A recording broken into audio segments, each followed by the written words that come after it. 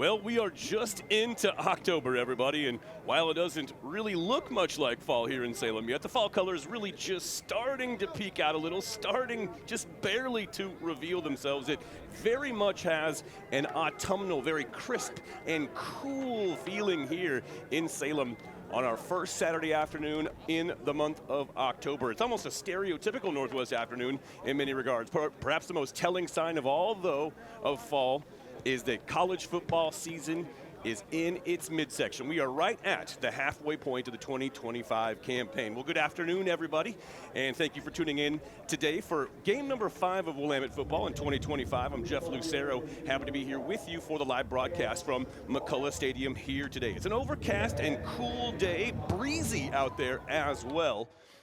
Bearcats today facing off against a very familiar opponent from right up the road a piece, the Lewis and Clark Pioneers. We'd, of course, like to welcome in any Pioneers fans tuning in today. Very nice to have you along for the broadcast as well.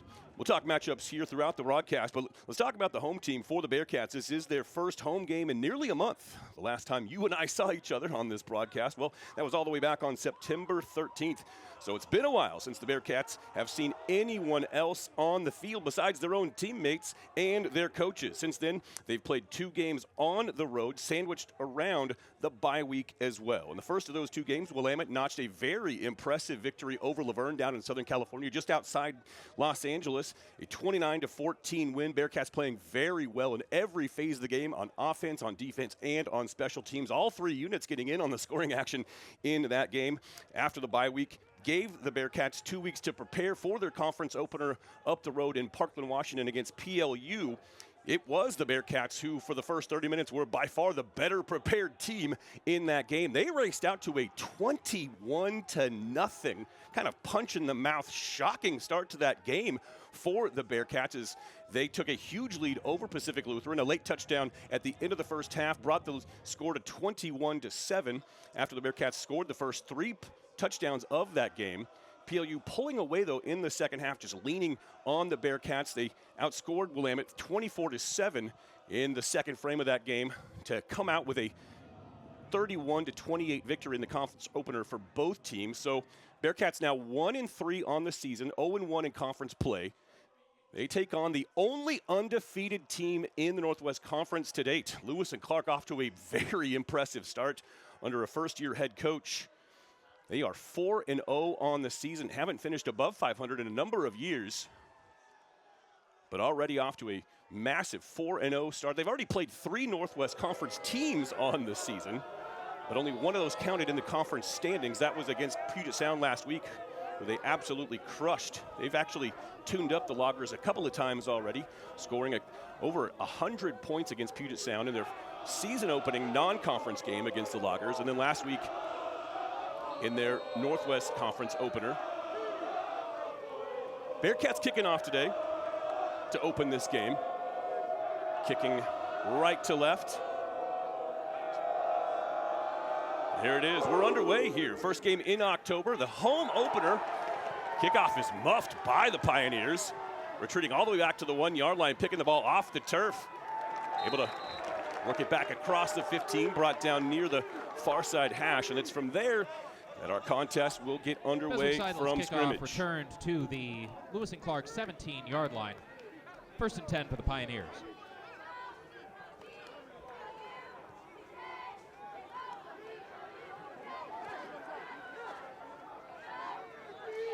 This ain't exactly your mom and dad's Lewis and Clark football program. The former kind of perennial also-rans, absolutely legit this year. They are winning those first 4 games by an average score of 43-13. Leading the way, quarterback Dashiell Weaver. He takes the snap, looks right, rolls out into the flat. Outside the numbers, makes the first man miss. Now ridden down out of bounds. And right around the line to gain. In fact, that is a first down reception. And the Pioneers will look to play with some pace. Lining up in the backfield. Jordan Lahusky. He takes the carry. It's across the 30, tripped up. Just over the far side hash after a gain of about 4 yards on first down.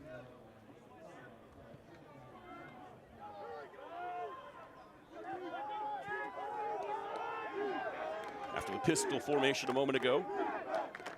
Husky now lines up next to the quarterback, a little play fake, a couple of steps to his right, has a man in the open here near side. That is Garrett Lee hauling in the pass. He's off to a nice start on the season. And the Pioneers offense already clicking. They're at the 45 here with a fresh set of downs. Here to open our contest. 3 other games in the Northwest Conference today. One team on its bye. We'll get to that action a little bit later on. In the meantime, we're just underway here in Salem. Sun trying to fight its way out from behind the clouds, but likely going to stay largely obscured by an overcast setting here. First down handoff. Lahusky tries the right side. He's across midfield, carrying tacklers with him as he gets into plus territory. Nice chunk play on first down for the Pioneers. By the way, a little heads up, we're going to have a very special guest joining us at the end of the first quarter. Brand new athletic director Leslie Shevlin will stop by the broadcast and chat for a few minutes. You have an opportunity to get to know your first year AD. On second and short, fighting his way forward. This time it's Isaac Glover on the carry. Sort of a two-headed backfield thus far for the Pios.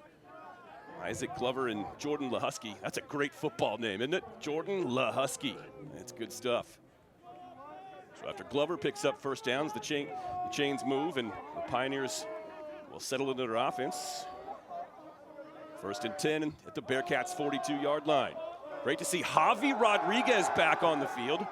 He missed a couple of games. Heavy pressure, nearly picked. Oh my goodness.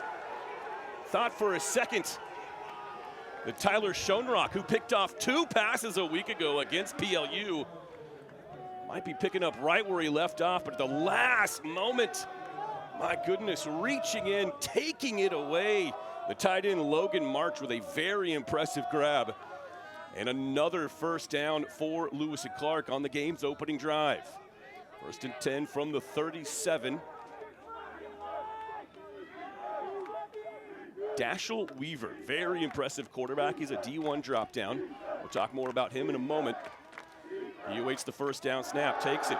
Short drop, surveys, has plenty of time, strong pocket. Now he's flushed, moves to his right. Here on the near side, tucks and goes inside the 25, brought down just shy of the 20-yard line. Javi Rodriguez in pursuit, as was Daniel Cassidy, but not before Weaver gets it done with his legs. He had a big rushing game in the season opener, rushing for, I believe, 87 yards against Puget Sound. Has been kind of quiet on the ground, but there you see what he can do. He's a dynamic quarterback, not an especially tall dude by any means. Measured out at an even 6 foot, pistol formation. Lining up behind him, Isaac Glover on first down. On the near side hash from the 22. Motion man's the tight end. Here's Glover. Good penetration from the Bearcats. Glover eludes tacklers, works his way back to the middle of the field. Now shut down as he gets right back to the line of scrimmage. Might have picked up a yard, but great pursuit from the Bearcats. They had him bottled up in the backfield for a moment. Glover shifts gears, switches back to his left, but still doesn't net much yardage. They'll credit him for a gain of 2.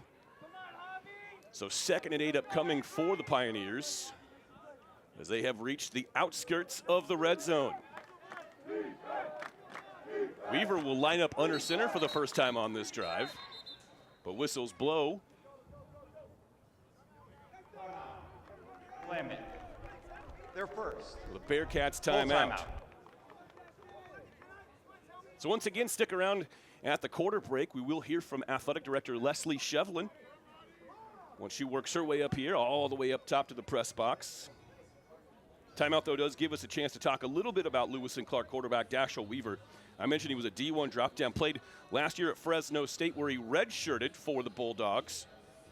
He's been perhaps the most electrifying player in our league so far this season. He's putting together a really nice year. He's a huge part of why this team is off to that very impressive 4-0 start. And they're starting to get looks at the national level, this Lewis and Clark team. They're getting votes in the poll. They're not ranked yet.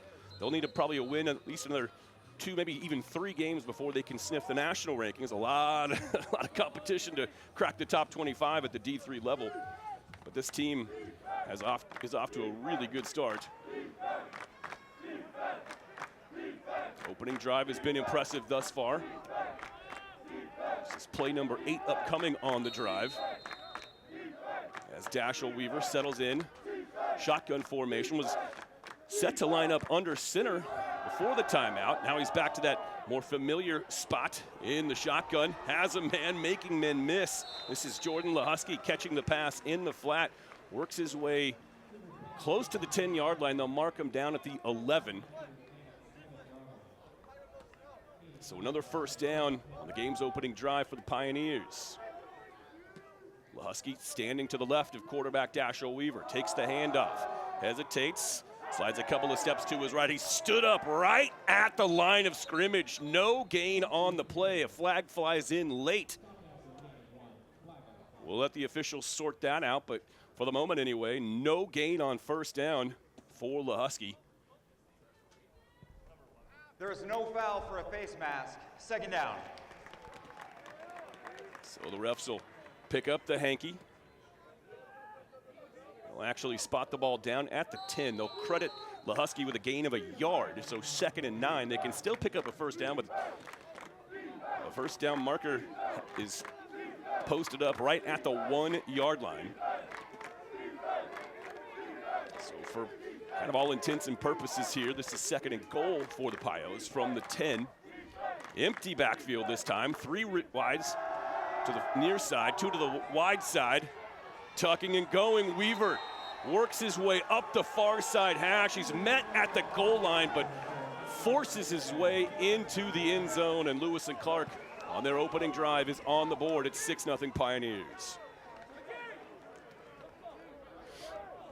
Get a good look at the replay. Nearly a hold. Rodriguez was trying to slough off of that block. They get a hand on the quarterback, Dashel Weaver, but Weaver eludes the outstretched grasp of Javi Rodriguez, who again missed the last 2 games for the Bearcats. He has been an absolute beast for Willamette on defense.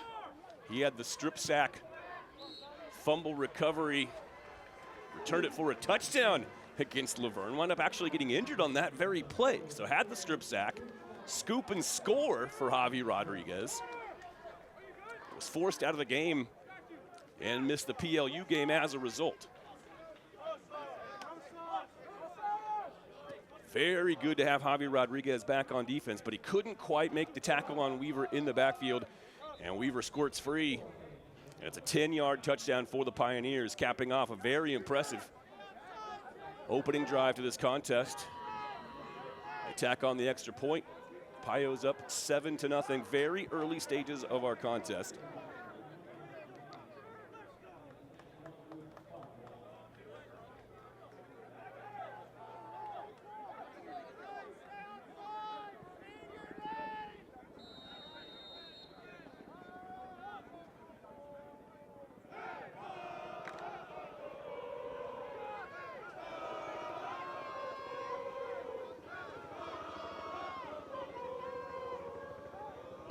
Kickoff is away. It's driven down the middle of the field, takes several bounces, scooped up at about the 18-yard line.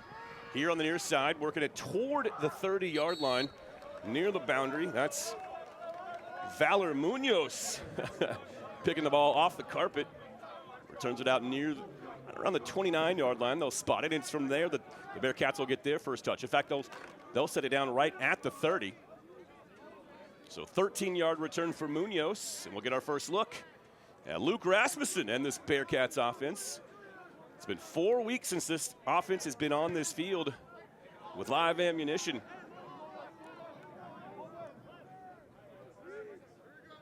Mason Uribe, the tailback, standing to the left of quarterback Rasmussen. He takes the handoff, inside give.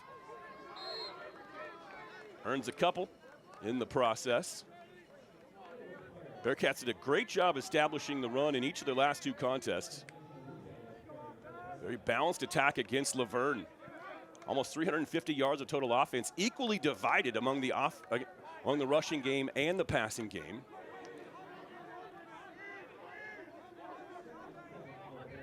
Offense scored 2 touchdowns in that game. The defense scored 1. Special teams kicked a couple of field goals and got a safety. Everyone getting in on it against Laverne in that 29-14 first win of the season for the Bearcats. On second down, Rasmussen has a man, floats it out into the far side flat near the boundary. That pass hauled in by Braden Ovitz.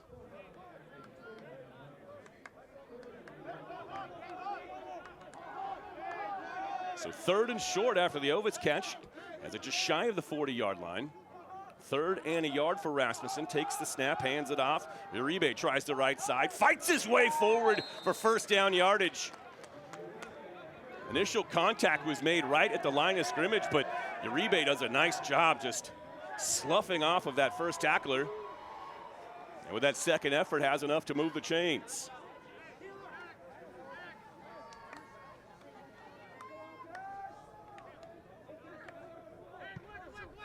Empty backfield for the Bearcats on first down.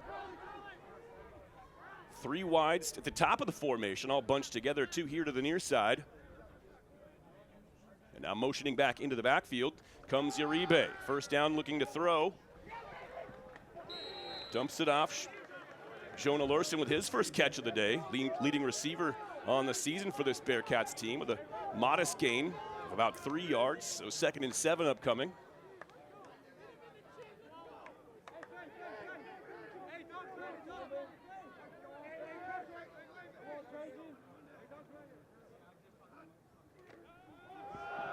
Handoff.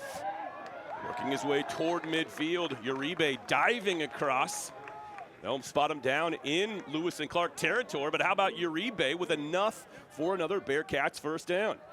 So Uribe with some extra effort on each of those plays to move the chains. The Bearcats finding some rhythm here on their first possession of the contest. Lewis and Clark open the game. 83-yard drive, culminating in the Dashiell Weaver 10-yard scamper for the game's opening touchdown. Now the Bearcats in plus territory, blitz coming, but it's an outside run. Look at Uribe working his way toward the 30. That's a gain of 16 yards on first down for the Bearcats. Lewis and Clark brought pressure at exactly the wrong time. They brought everyone up the middle. The play called took Uribe all the way out here to the near side, where he swung around the gate, got into the open field. Massive chunk play for the Bearcats. They're in business now at the Lewis and Clark 33-yard line. So yes, 13 yards on the ground. Now Jarek Little, the tailback, next to Rasmussen. On first down, play fake to him. Back across the middle, Trajan Clark angling in from the far side boundary. That pass just a little bit up and out of the reach of Langdon, coming off a really good game last week. Look at Trajan Langdon's numbers from last week. He was out of his mind. Trajan Clark, excuse me. Trajan Langdon, former Duke basketball player. My goodness, mixing up my Trajans, y'all. 2nd and 10 now for the Bearcats at the Pioneers' 33-yard line.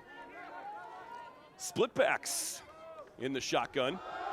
This is Jarek Little. He'll try the left side as well. Gets inside the 30, but he's ridden out of bounds by a couple of tacklers. For Lewis and Clark, getting there first was Darryl Scott. Cleaning things up was Nick Harden. So very important 3rd and 6 upcoming for Willamette. Probably still just a little bit outside of field goal range here. Ball at the 29-yard line on the near side hash.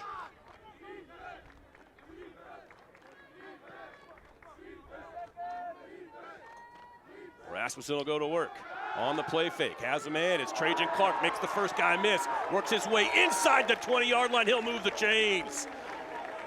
On 3rd and 6. Beautiful little hitch play. Off the play fake, Rasmussen fires it into the hands of Clark. Absolutely burns Darryl Scott in the flat. Skips past him for 6, maybe 7 more yards.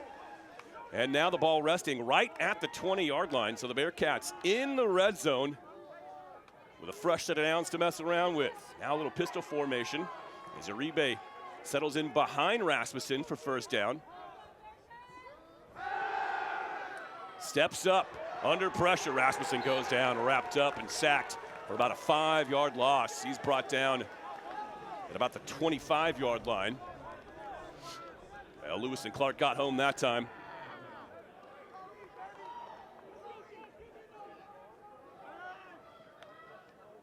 Big time sack there. JT Chavez, among others, in on the action.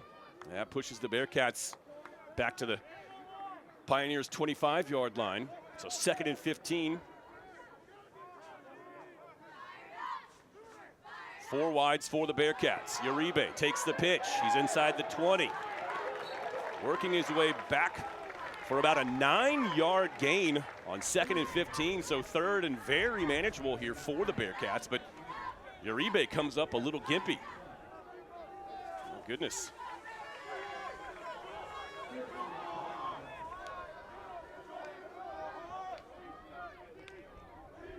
Well, let's hope he's okay. In the meantime, the Bearcats facing 3rd and 6. Just under 3 minutes left here in the first quarter. Jarek Little, the tailback, on the field. 4 wides, 3 at the top of the formation. Rasmussen looking that way after the snap. Had a man wide open underneath. Fires into the end zone, incomplete, well short of the intended receiver, Trajan Clark.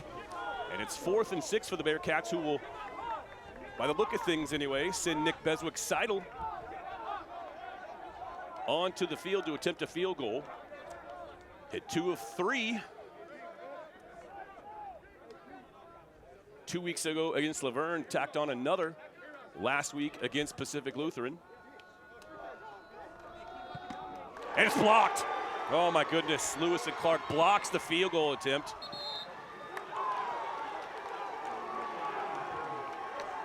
The ball rolls out of bounds, shy of the 40-yard line. So Lewis and Clark special teams doing its job in a big, big way. They fly in, block the field goal attempt. On the replay, you see it coming in from the left side of your screen. A couple of guys got in. It was a lot of mayhem in there. Couldn't quite tell which of the guys got to it from that angle anyway, but in any event, it's a blocked field goal for Lewis and Clark. 2 weeks ago, there was the Bearcat special teams who blocked a punt. Probably, if you go back and watch the replay, should have had a touchdown. The referees didn't see it that way. They did award a safety on the play for the Bearcats when they blocked that punt against Laverne a few weeks back. This time it's Lewis and Clark blocking a field goal. And on first down, they pick up 7, maybe 8 yards on the Husky carry over the left side. They'll mark it down at about the 46, so an 8-yard gain for LaHusky on first down. Good blocking up front from Lewis and Clark. Allows LaHusky to get into the second level of the Bearcats defense. 2nd and a short 2. Under 2 minutes to play here in the first quarter. Weaver surveying. Bearcats showing blitz. And they will bring some extra pressure. It's LaHusky again, trying the left side once again. That's more than enough for a first down. The chains will move, and Lewis and Clark is into Bearcats territory for the 2nd consecutive possession to open the game.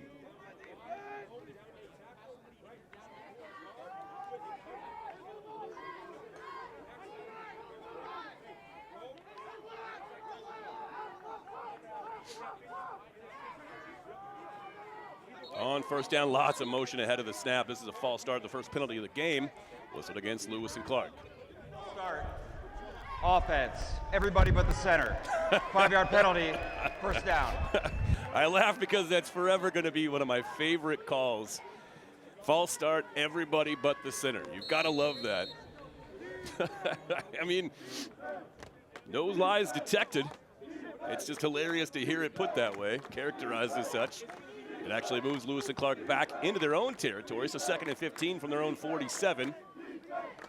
Weaver takes a snap, short drop, rolls to his right, looks downfield, has a man wide open here on the near side. Gathering it in and stepping out of bounds. Saitan Lasconia, the Hawaii native, makes a nice catch. He's just shy of the line to gain, so they'll bring up 2nd and 1, so 14 yards back into Bearcats territory now.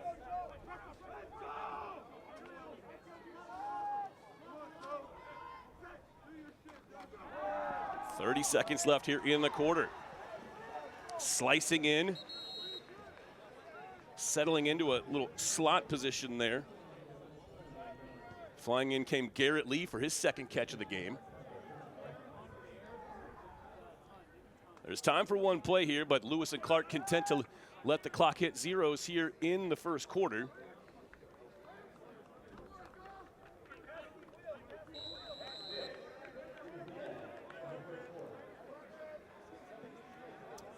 And that will, in fact, bring us to a break. So, 7-0 our score. Lewis and Clark driving. They'll face 2nd and 1 when we come back on the other side of this break.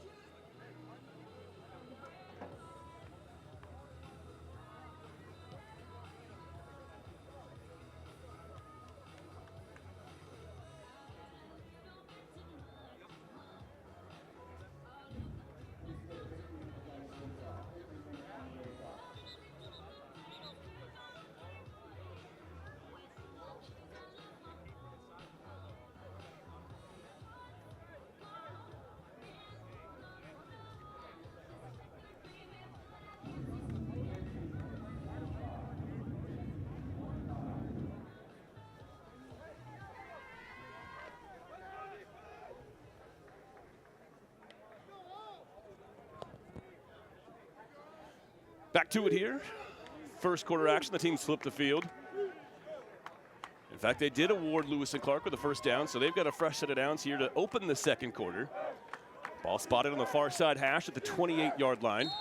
And now Weaver will, in fact, line up under center, with Isaac Glover standing in the backfield behind him.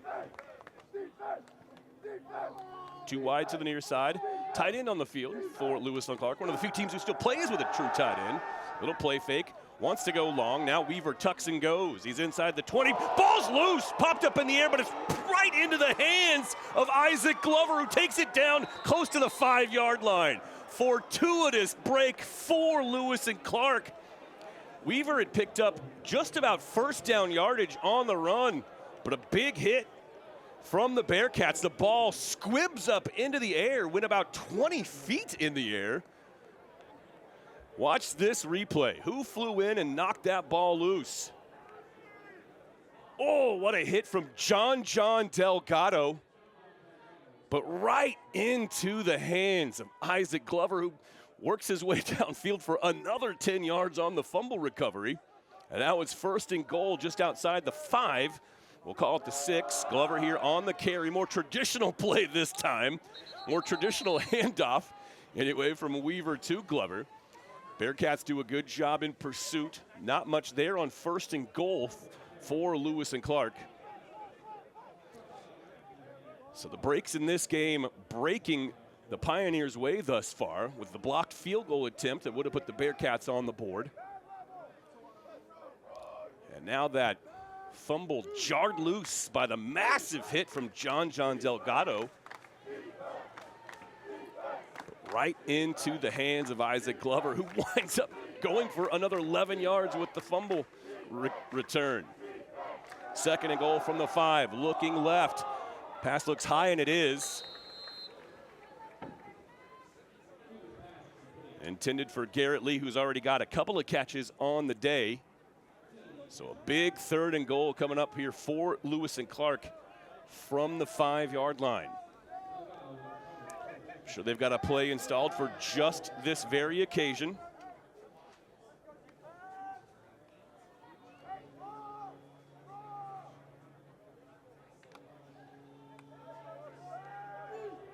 Weaver waits for it to be signaled in.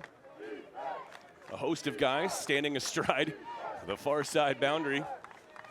3rd and goal now. Play fake. Straight drop. Steps up. Dumps it off. Down at the back of the end zone. There's a man open. Des Holton breaks free from the defender. But did he go out of bounds? A referee with his hat off. No, they're saying touchdown. 2 referees with their hats off. That usually means somebody stepped out of bounds.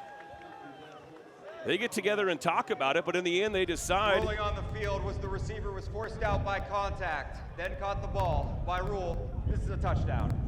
Oh man, another fortuitous break for Lewis and Clark. That's how football goes sometimes. And the play does in fact net a touchdown for the Pioneers. We'll get a better look at it on the replay. Here it is. Weaver steps up, sets his feet, fires a pass. Well, we don't get a really good look there. That's still a great camera angle from our team down in the truck.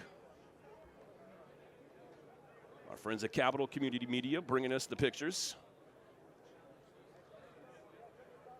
Couldn't quite tell where the contact occurred from that replay, but head coach Eric Williams there on your screen. Out there to express his considerations on the play, pleading the Bearcats' case. He's actually thrown a challenge flag on the field. You see the red flag on the field, perhaps there. Williams retreats, picks it up. Ruling on the field that the runner was touched and went out of bounds. So the Bearcats will use their challenge. This is a new rule implemented with the 2025 season here at the Division III level. Coaches' challenges becoming a thing at pretty much every other level of football, collegiate and up. This is as good a time as any to exercise that option. So with the challenge, we'll step away here for a moment, and we'll have the results of that challenge when we return.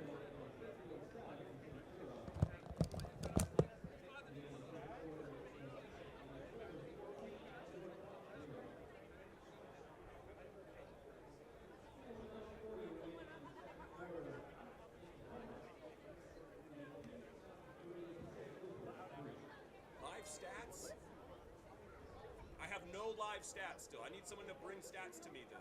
If there's no live stats, I need them brought to me.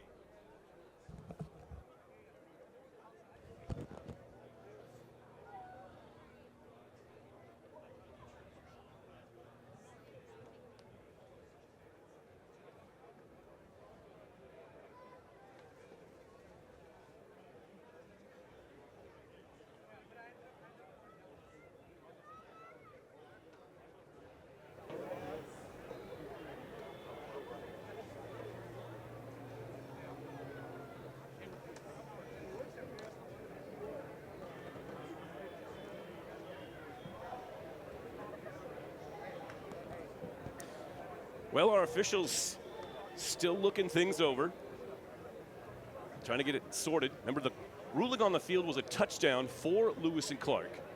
What head coach Eric Williams challenged was the contact between the defender and the receiver at the back of the end zone. Referees contending that the receiver, Des Holton, was forced out of bounds before coming back in by the Willamette player in coverage. They are taking their time getting this one sorted.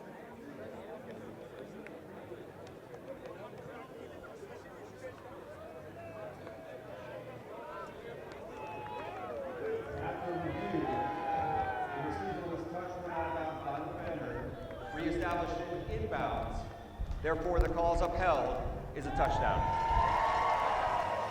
Well, and there you have it. The verdict rendered by today's crew.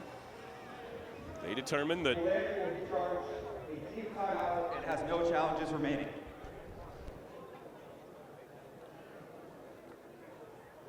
Des Holton was in fact forced out of bounds, but did in fact reestablish position inbounds before making the catch. You saw both of those back judges had their hats off because he had gone out of bounds. But in the end, it's still a Lewis and Clark touchdown. Bearcats lose a timeout, so they've got one left here in the first half, and they cannot challenge again for the rest of the contest. One after try up and good. And it's Lewis and Clark by a pair of touchdowns. We'll be right back on the Bearcat Network.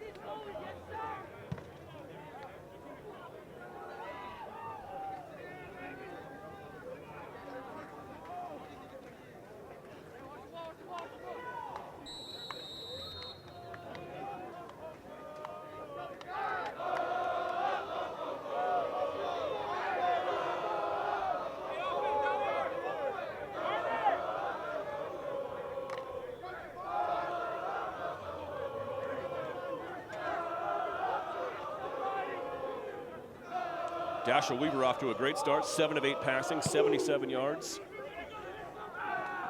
He's rushed for one, he's thrown for one. Now the Bearcats on the kickoff return.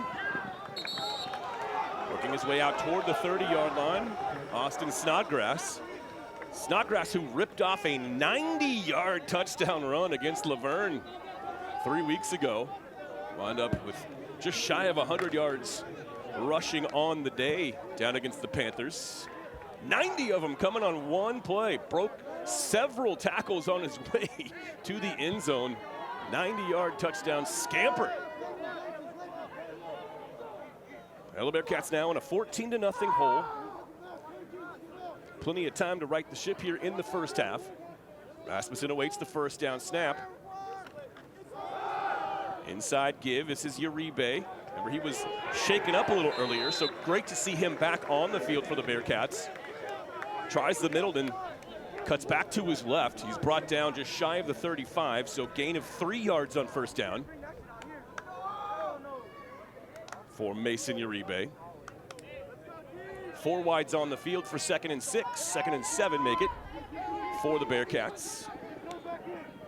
Rasmussen surveys, sends a man in motion. Left to right across the formation. On the rollout, here's Rasmussen. Dumps it off near side into the flat. Jonah Larson steps out of bounds. Shy of first down yardage. They'll spot it down right at the 40. So 3rd and a yard upcoming for Willamette.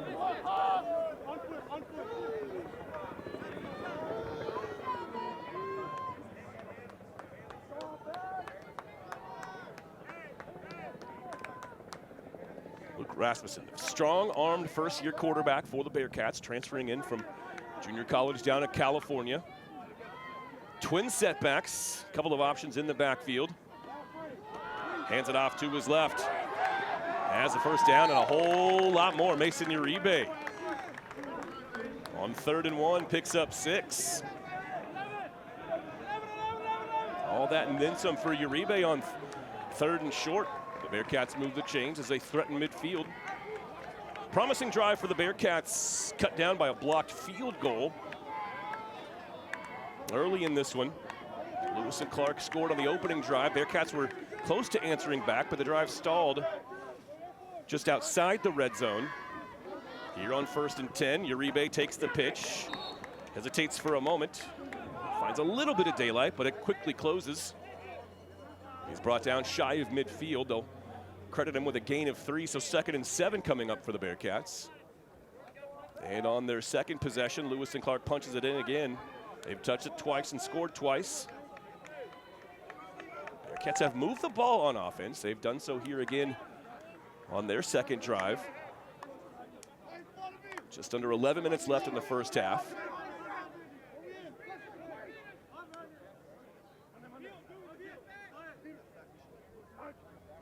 Rasmussen looks left, now comes back to his right, jumps it off for Jonah Larson.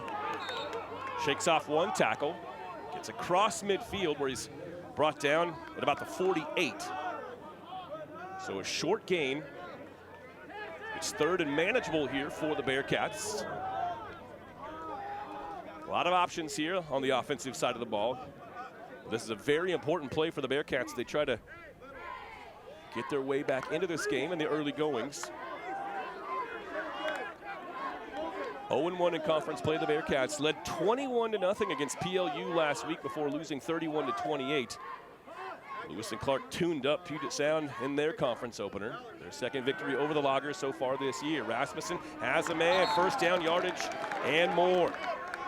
Reeling in the pass, Austin Snodgrass gets his feet right. Knew exactly where the boundary was, knew exactly where the line to gain was. Snodgrass with a nice catch to keep the drive moving. And the Bearcats from the near side hash have a fresh set of downs at the Pioneers 42.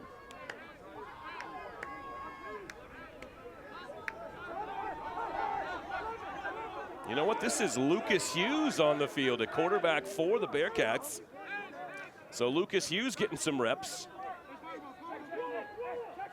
He is QB2 on the depth chart for this team. A little confusion for the Bearcats as they get some guys in off the field, and with the play clock winding down, Eric Williams forced to burn Willamette. the final timeout. Their 3rd and final.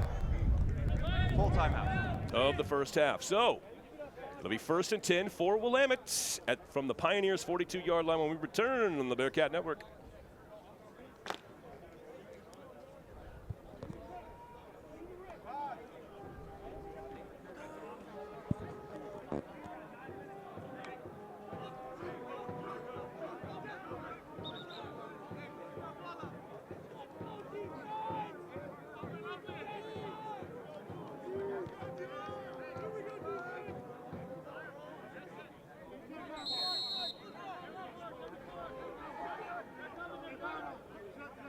That timeout didn't quite go as long as we thought it might. Here's Lucas Hughes on 1st down. Mason Uribe making men miss, fighting his way across the 35-yard line. Tough sledding for Mason Uribe, right up the gut. Massive 8-yard gain. How about that run? My goodness. Uribe just keeps the legs moving beneath him. Picking up extra yards, carrying tacklers with him as he goes. And it's 2nd and 2 for the Bearcats for Lucas Hughes. 6'5" quarterback. Keeps it this time. Inside the 30, here near side. Has a blocker downfield, trying to follow right in behind him. Gets it down inside the 25-yard line. So how about Lucas Hughes getting it done with his feet?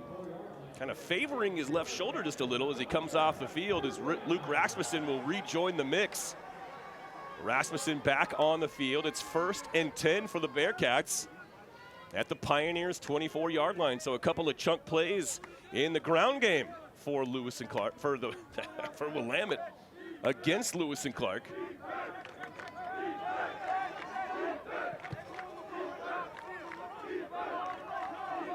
Rasmussen gets the signal in, repositions Uribe on the field.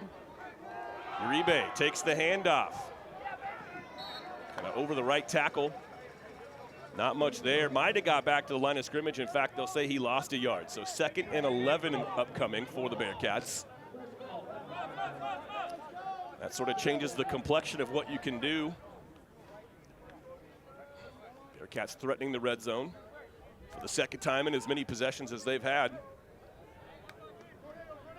Uribe replaced in the backfield by Austin Snodgrass. He stands to the left of quarterback Luke Rasmussen. Motioning across goes Aiden Butler. Play fake. Pressure from the blind side. Rasmussen wrapped up, drop for a massive loss. Shy of the 35. They'll put him down at the 32. So a loss of 6 yards. Lewis and Clark brought pressure off the edge, and it paid off that time.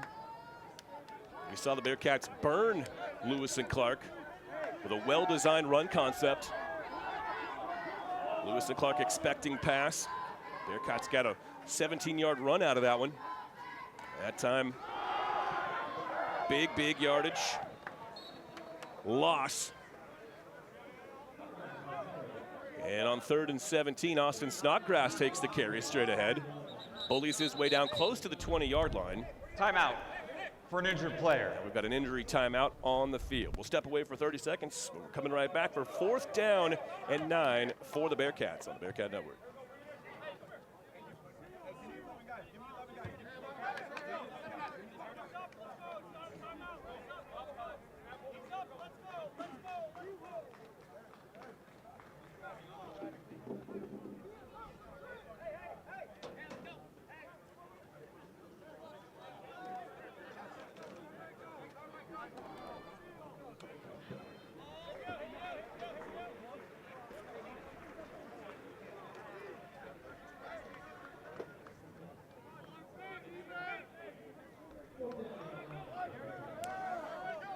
So facing a 4th and 9, the Bearcats will elect to send Beswick Seidel onto the field. He'll attempt what looks to be about a 40-yard field goal attempt here. Well within his range. Good snap, good hold, ball is away. And the field goal is just barely wide right. So a couple of promising drives for the Bearcats here in the first half of this contest. The first one ending in a blocked field goal attempt off the foot of Beswick Seidel. And that field goal attempt from 40 yards out angles just wide of that right side upright. And the Bearcats still scoreless in this one, despite the offense looking promising. They have netted a handful of first downs. The Bearcats with 7 first downs in this game.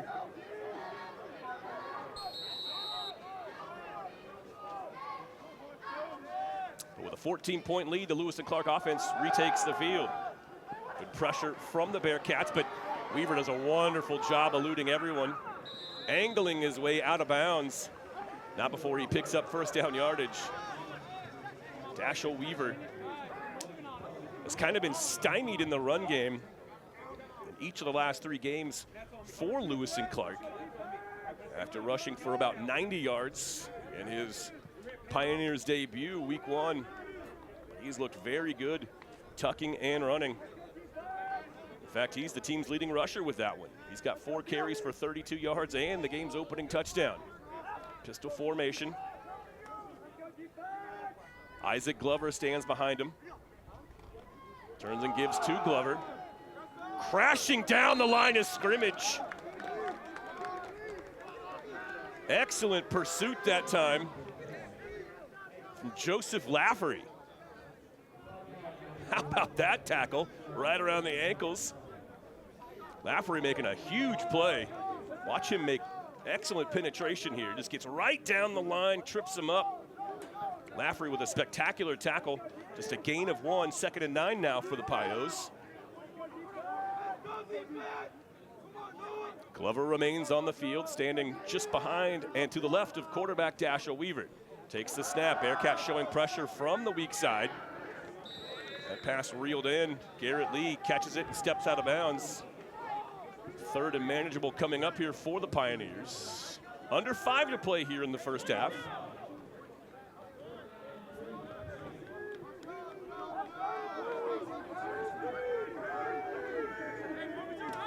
The line to gain is exactly the 45. Ball resting just shy of the 42, so 3rd and 3 from their own 42 for Lewis and Clark. Now Weaver will line up under center. Lahusky stands behind him as the lone setback in the formation. Couple of tight ends on the field ahead of this 3rd and 3. Play fake, rolling right. Weaver ripped down from behind. What a sack. What pursuit that time. Austin Payne. My goodness, Austin Payne with a defensive play of the day thus far. How about that sack? How about that effort? Handful of jersey, rips him up, tears him down. And Weaver brought down for a huge loss in the backfield. That replay, that is just pure strength. Austin Payne showing off just how tough and strong he is. And Lewis and Clark's first punt. Good snap. Might have been partially deflected. It angles out of bounds. We'll see where the referee marks it. They're not marking it very far up the field at all. I think we might have gotten, the Bearcats may have gotten a hand on the ball. They will mark it out right at midfield. So the Bearcats, no timeouts left, but plenty of time and a short field to work with. The ball marked down right at the 50 on the far side hash.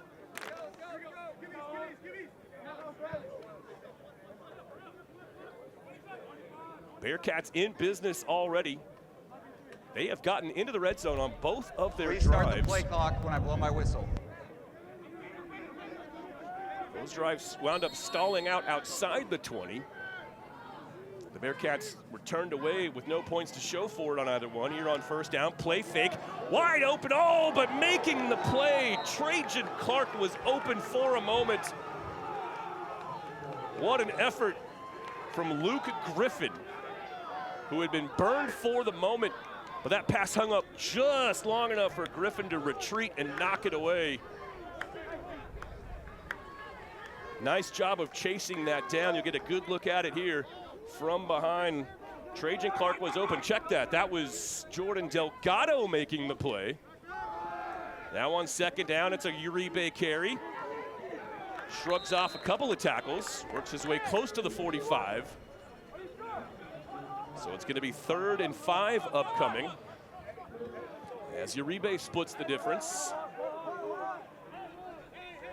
Snodgrass will come back on into the backfield for Uribe. Rasmussen back at quarterback. We've already seen, however, Lucas Hughes in this game for a few plays. Here comes Jonah Larson to the near side. Flanked by Conley Moscott. He threw a touchdown pass. We'll get to that at some point in the broadcast. Oh, big rush. And down goes Rasmussen for a massive loss all the way back in Bearcat territory. Bearcats were set up right at midfield after the shanked punt that might have been partially deflected. On 3rd and 5, a 10-yard loss pushes the Bearcats all the way back into their own territory.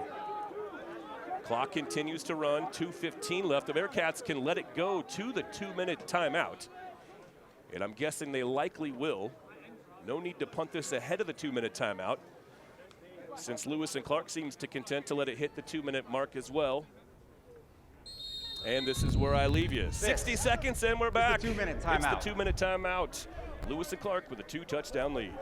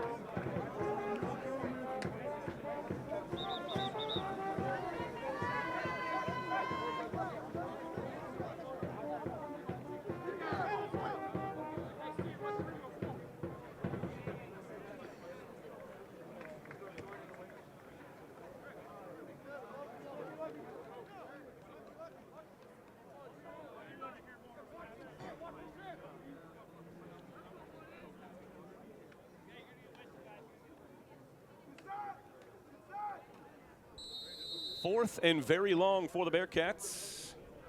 They will punt it away. Driving punt.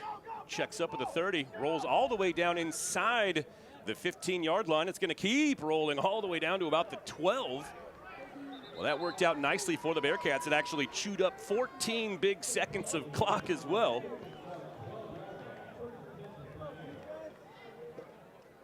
So Lewis and Clark will start this drive from their own 12-yard line.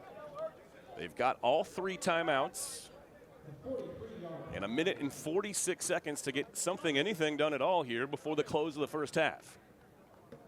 We'll see what they want to do. This would be a very good opportunity for this Bearcats defense, which has been a ball-hawking defense. Folks, I don't know if you're aware of this. Willamette is 4th in the nation in defensive takeaways so far this year. That's right, they are 4th in the nation. First, of course, in the Northwest Conference, tops in our league, but 4th in the nation in takeaways. Now would be a great time for for takeaway number 15 on the season. Look at this weirdness from Lewis and Clark. They will throw it all the way back across the field. That play blown completely up by the Bearcats. So not a turnover, but a big, big loss as Lewis and Clark with some very odd play calling, as there was effectively a second pass all the way back across the field. Minute and 20 left now. 20 seconds coming off the clock. That pass right down the seam and into the hands of Cameron Hadman-Watts. Quickly back to the line of scrimmage for 3rd and 2, right at the 20-yard line. About a minute left. That pass knocked up in the air, picking it off! Who had the deflection? Rene Raj with the deflection at the line of scrimmage. By Willamette, first down. Well, I'm feeling like quite the prognosticator all of a sudden. I was trying to dial up a Lewis and Clark turnover for Willamette, and they came up with exactly that. Rene Raj knocks the ball up into the air, and that time it's Austin Payne, the right guy, in the right spot. We saw the Bearcats jar the ball loose out of quarterback Dashel Weaver's hands early in this game. That one wound up back in the hands of the Lewis and Clark offense. That time that pass deflected up into the air by Raj into the hands of Austin Payne, and the Bearcats just outside the red zone with exactly a minute to play. That inside give goes nowhere. In fact, it's a big, big loss. The Bearcats cannot stop the clock. They lost the challenge. That burned one, and they burned their other two, so no timeouts for Willamette. Time ticking down. We're at 45 seconds. Play signal called in. Lots of time coming off the clock on 2nd and 13. Rasmussen surveys. 30 seconds, takes the snap, play fake, can't get it away. He's brought down in the backfield again. That's the 4th sack of the first half for this Lewis and Clark defense. 20 seconds, Bearcats have to hurry up.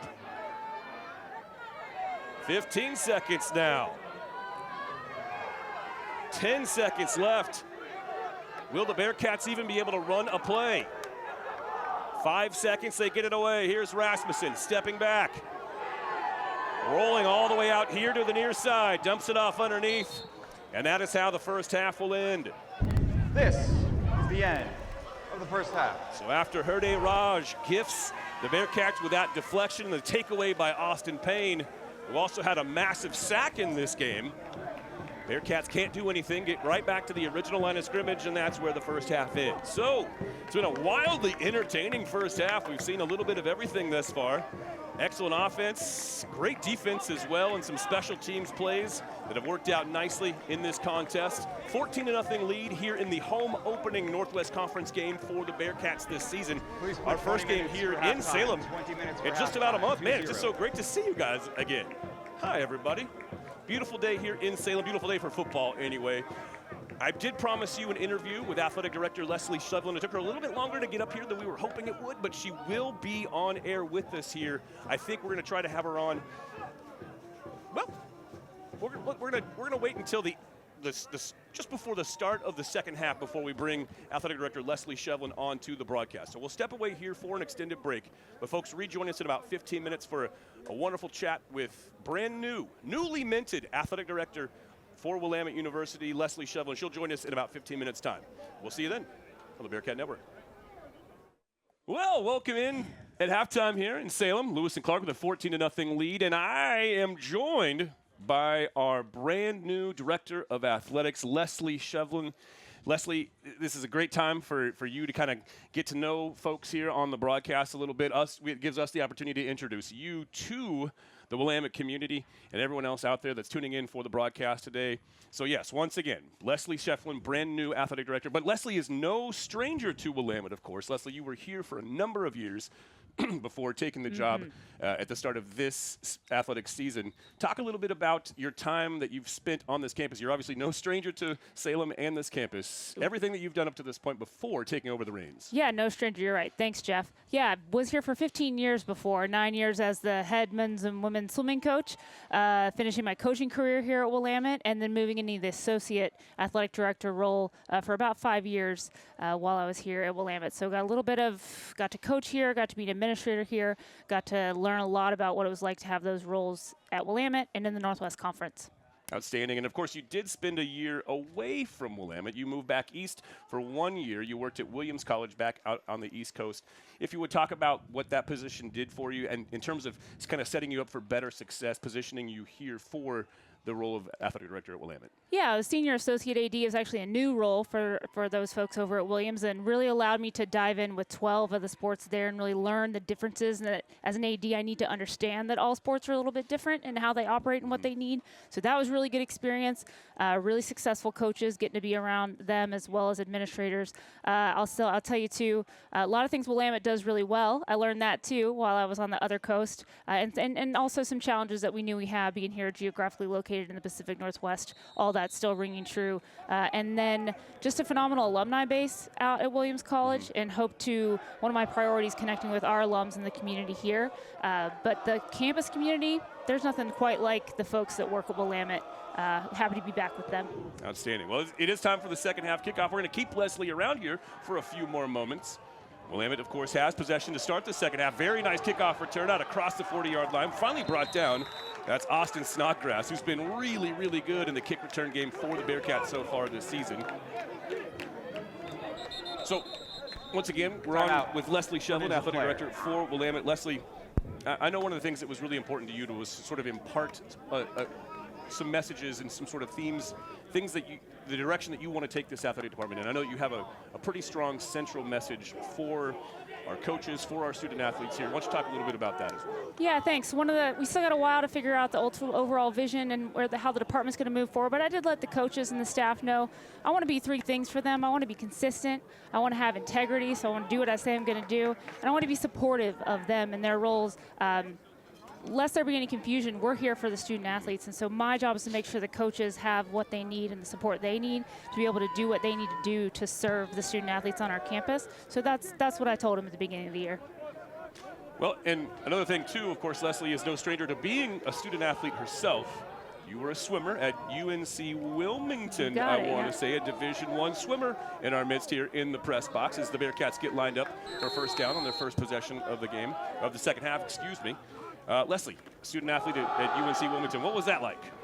That was hard. It was a lot. Division I, it is kind of like a job over there. So I was at Willamette as a coach for about the first week, and I understood this is what these Division III student athletes get to do and how we really do honor everything about them and their whole selves. I mean, I loved my experience. Division III is where it's at, I think.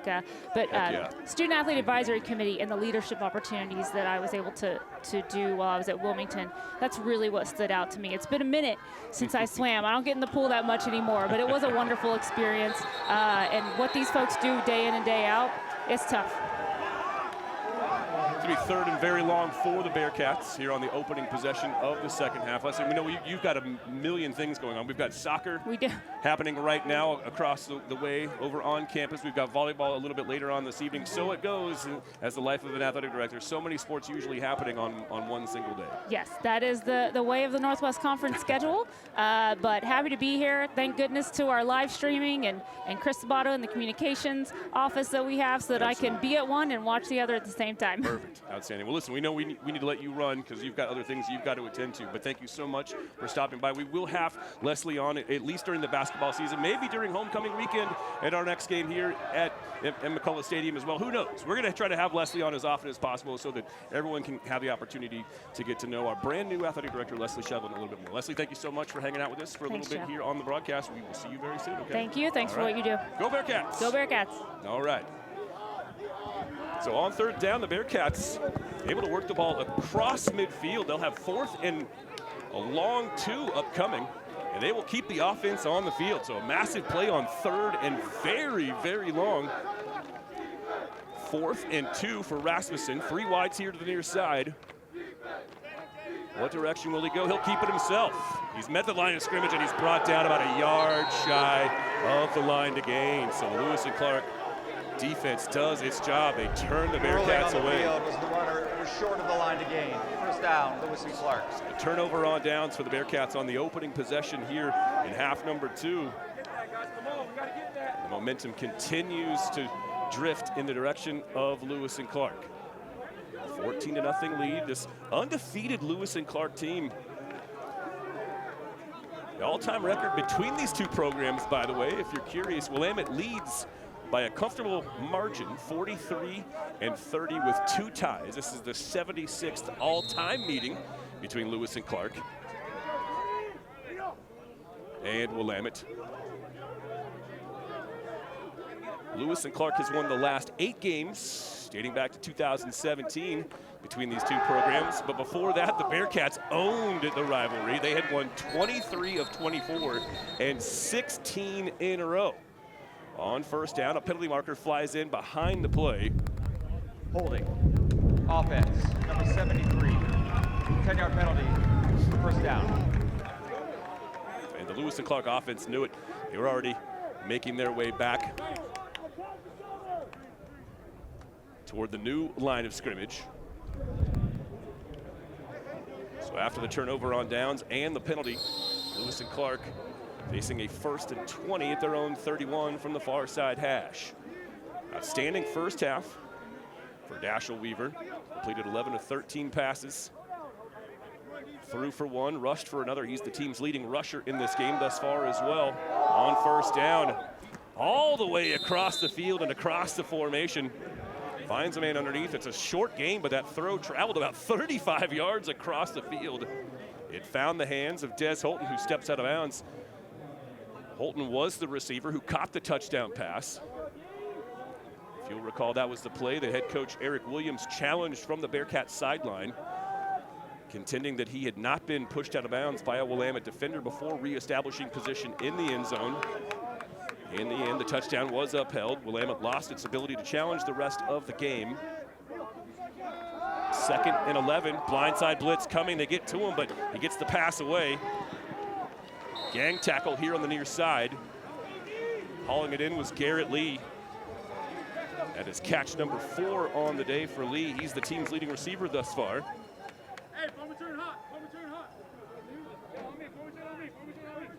And after facing a 1st and 20, in 2 plays, Lewis and Clark earns itself a fresh set of downs. They're back in Bearcat territory. The ball spotted here on the near side at the Willamette 44-yard line. 14-0, Lewis and Clark out in front. Bearcats had a couple of scoring opportunities in the first half, had a field goal blocked and missed another. Excellent pursuit, nowhere to go at all. Jordan Lahusky completely stymied in the backfield. He's dropped for a loss of 1. Outstanding pursuit across the front 4. Guys crashing down the line from the weak side, trailing the play. And Lahusky wrapped up and brought down for a 1-yard loss. Look at that, never giving up on the play. Palmer Smith just kept the throttle down, wrapping up Lahusky for the 1-yard loss. Pistol formation now on 2nd and 11 from the same spot on the near side hash. And a false start penalty will back Lewis and Clark back into their own territory, or close to it anyway, right near midfield now. False start. Offense, number 52.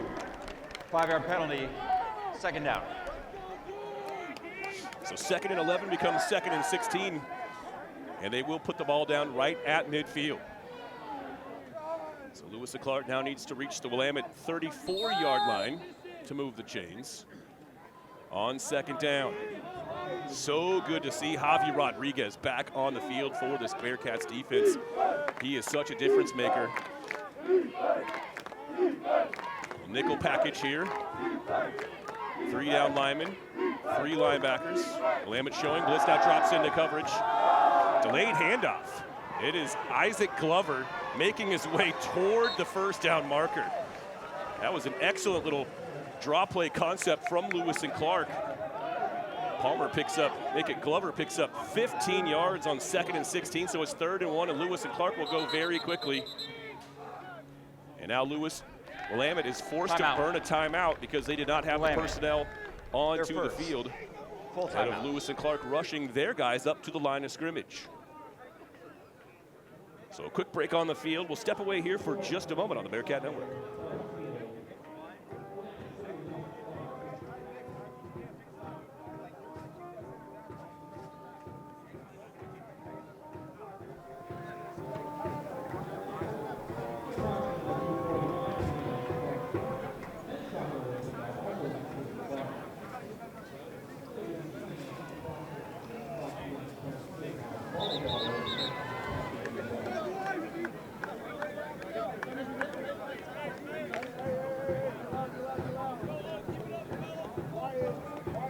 Made a couple of really nice plays here on this drive on the defensive side of the ball, but they just gave up a big chunk play.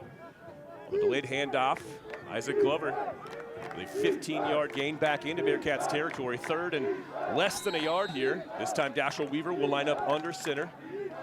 He'll just bully his way forward just to move the chains. Has enough for the first down. He's all the way, in fact, down to close to the 25-yard line. No whistle ever blew. Will they spot Weaver down with that forward progress? They will. They will spot the ball at the 27-yard line of Willamette. I'm not quite sure exactly how he came out of that pile. I didn't even see him make his way out of the pile. We'll get a better look at it here on your replay. Where in the world is he? He just sort of stumbles his way out of the pile, backs his way out, in fact, had his back to the goal line, then fell forward for another few yards. So 1st and 10 now for Lewis and Clark at the Bearcats 27. Weaver under center yet again. Turns, gives, no. Yes, this is Isaac Glover with the carry. Thought that was a play fake for just a moment. I fell for it. Not much happening for Glover on first down. They'll credit him with a yard, spot him down at the 26, so 2nd and 9 from the far side hash this time upcoming for the Pioneers. Weaver, 12 of 14 so far today, 112 yards. He's been sacked once. Threw the interception off the tipped pass at the line of scrimmage. It was Herde Raj who deflected it into the hands of Austin Payne in the closing moments of the first half, with Lewis and Clark driving toward what would have been perhaps a 3rd score before the end of the half. On 2nd and 9, Weaver has a man across the middle, works his way near the goal line. He's actually forced out of bounds shy of the 5, so they'll spot it down at the 7-yard line. Well-designed play that time to free up Saiton Lasconia, knifing his way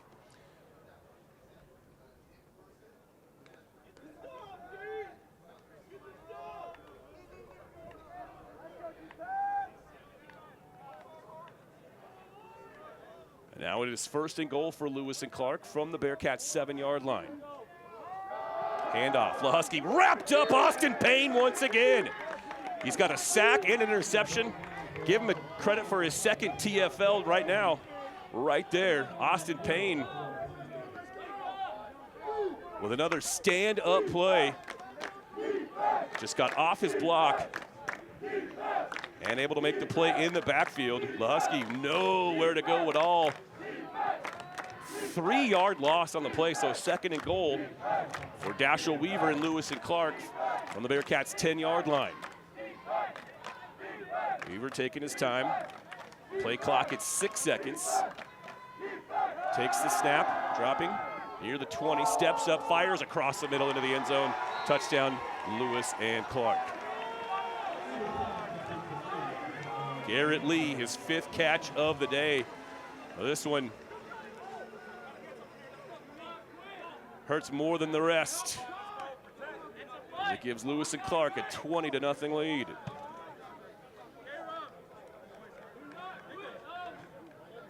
No question about it. Garrett Lee got certainly the 1, if not 2 or even 3 steps down to the back of the end zone.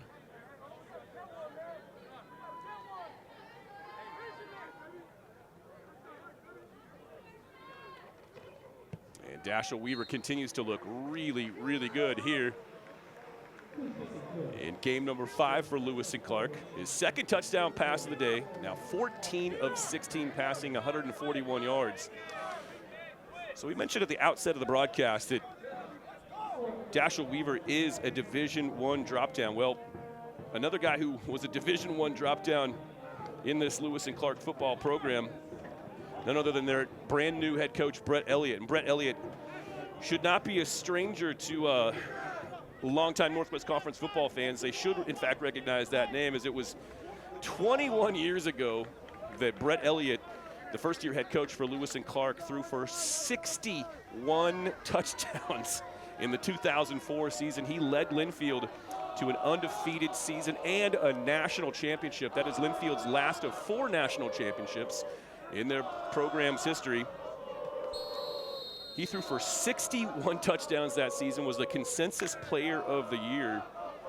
He too, a Division I drop-down quarterback. He played at Utah. In fact, he played for part of a season anyway for, at the time, first-year head coach Urban Meyer, who of course went on to coach at Ohio State and Florida in the ensuing years. Brett Elliott was in fact replaced on the field. He was a 2-year starter at Utah. He started his freshman year, was a starter for the first 2 games of his sophomore year, but got hurt and was injured for the rest of the season, replaced by none other than Alex Smith. Alex Smith, who... Game clock operator, please set the game clock to 6:53, 6:53. Alex Smith would go on to become the first overall pick in the 2006 NFL Draft. That is who replaced current and first-year head coach Brett Elliott at quarterback at the University of Utah. Well, after that happened, and Brett Elliott probably thought, well, my playing days are likely numbered, if not completely over here at Utah. So he transferred back to Oregon. He's a Lake Oswego native, is Brett Elliott. Is on first down, a nice big chunk play for the Bearcats. They're already in business out near midfield. That first down run for Mason Uribe pushes the ball all the way out to the 44-yard line.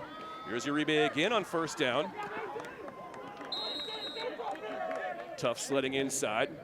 Mason Uribe a little slow to get up. Let's make sure he's okay.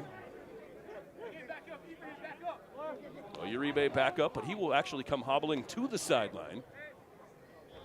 And now Jarek Little, the tailback, in the backfield alongside quarterback Luke Rasmussen.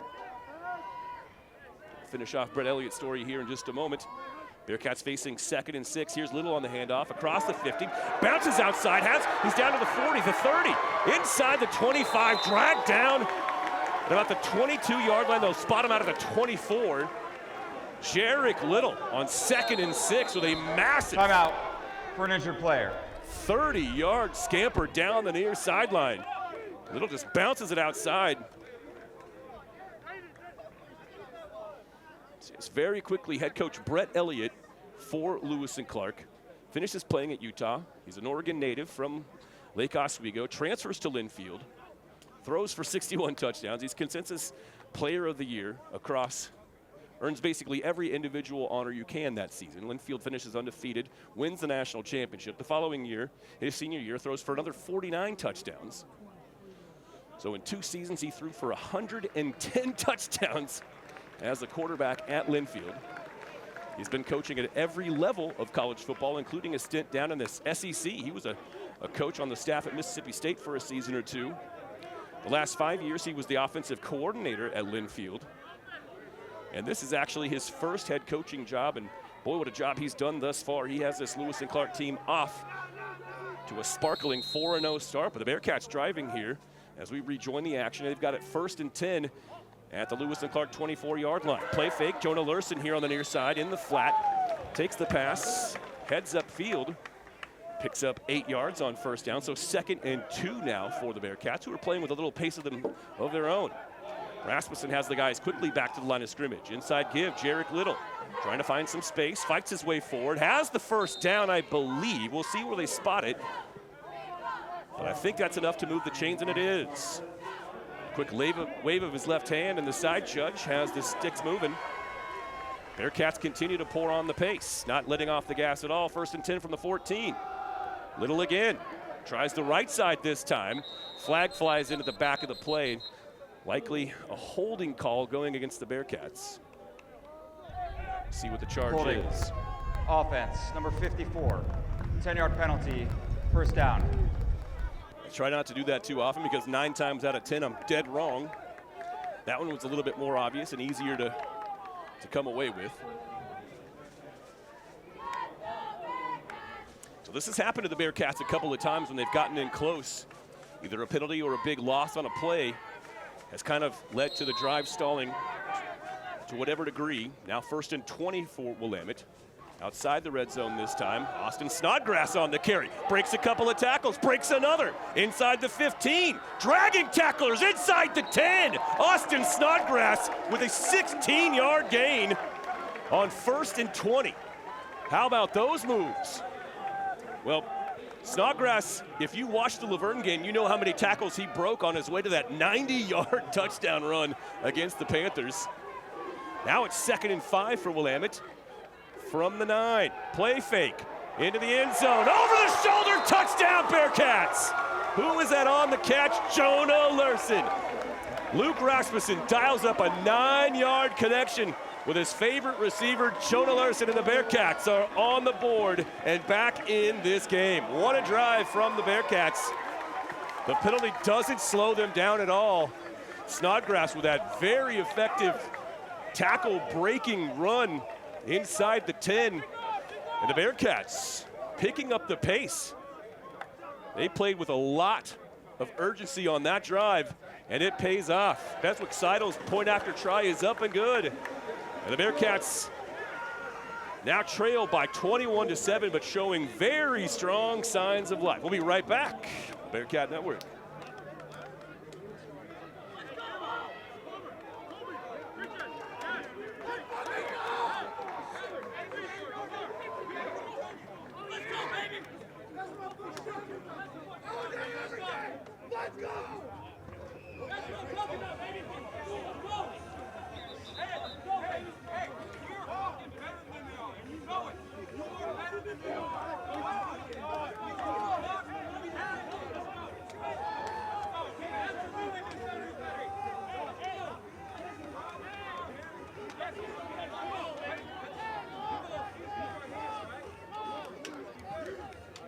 Week-by-week basis with this Bearcats program. The victory over Laverne in fairly convincing fashion, 29-14. They led PLU for 56.5 minutes of that game last weekend. A heartbreaking loss in the end, but still, PLU was picked to finish 3rd in the Northwest Conference in the preseason coaches poll. The Bearcats gave them everything they could handle up on their home turf, right in their backyard in Parkland. On the kickoff return, making men miss, finding his way down the far sideline. Heck of a return from, I believe, Weston Wade for Lewis and Clark. He's all the way out near the 45-yard line. Wound up angled out of bounds at about the 43, and it's from there Lewis and Clark will start their next drive. But how about that last drive from Willamette? Rasmussen looking very strong in the pocket. He's now 10 of 13 on the day, 73 yards. He was sacked 4 times in the first half, but he had lots of good, strong pockets to throw from on that drive. A couple of big runs, one from Jarek Little, another from Austin Snodgrass. And the Bearcats finish off the drive with that 9-yard touchdown reception by Jonah Larson. LaHusky on first down, finds the edge, gets to midfield, and maybe a little bit more than that. We'll see, will they mark him down? Oh, they'll actually say he stepped out well shy. They'll spot him out at the 47, so just a gain of 4. Apparently that left foot tried to plant it in the ground, but planted it in the sideline instead. So not quite the gain I thought it was at first blush. Let me squat every Stepped once in out a while. right there before rolling ahead and across midfield. So 2nd and 6 now for Lewis and Clark from their own 47. A little busted play perhaps, and it breaks down in the backfield, and down goes quarterback Dashel Weaver.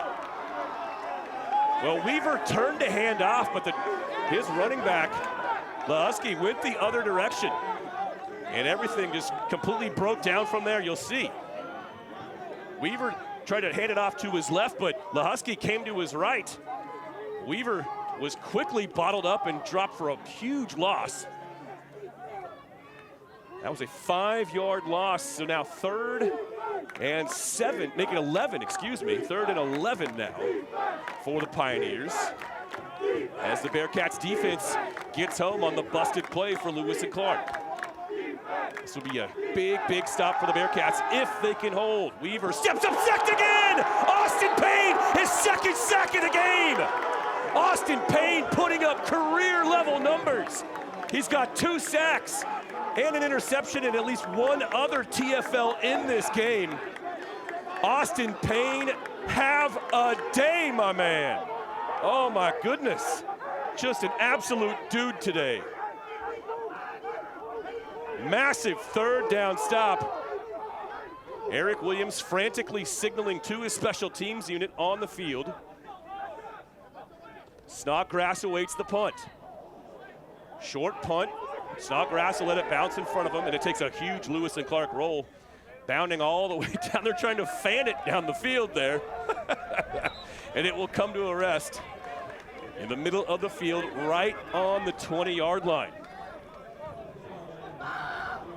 Lewis and Clark unable to answer back after the touchdown drive for Willamette. Austin Payne kills the drive with his 2nd sack of the day. These Bearcats playing with a whole lot of purpose here this afternoon. They found themselves in a 21-0 hole, but they've answered back, cut the lead to 14, and a massive defensive stand on the ensuing Lewis and Clark possession. We'll see what the Bearcats can do with it. Not much there on 1st down. As Uribe back on the field, he's had to come off the field a couple of times, but he's battling through whatever's ailing him. He picks up 2 on 1st down. Again, the Bearcats will try to push the pace a little. 3 wides at the top of the formation, 1 to the near side. That's Jonah Lurson here on an island, closest to you. Play fake. Rasmussen wanted to go to Lurson, instead tucks and goes, puts his head down, drives forward for about 5, maybe 6 yards on the carry. They will mark it down at the 28, so a gain of 6. 3rd and a very manageable 2. For Willamette.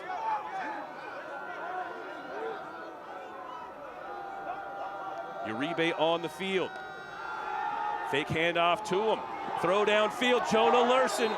Excellent coverage downfield.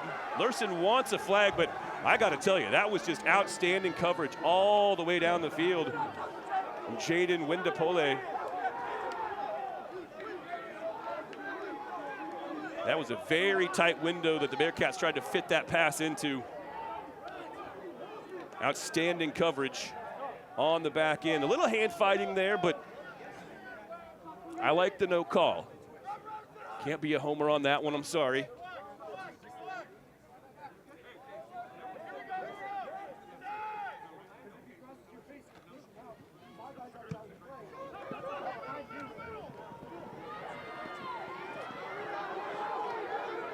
On the return, this is Rio Cruz. Lots of space down the far side boundary.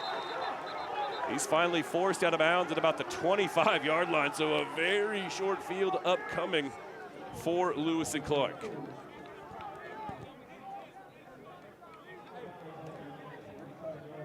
Well, just when momentum was working its way back in the Bearcats' direction, Lewis and Clark, their defense throws up a 3-and-out. And an outstanding punt return, courtesy of Rio Cruz. He's finally forced out of bounds.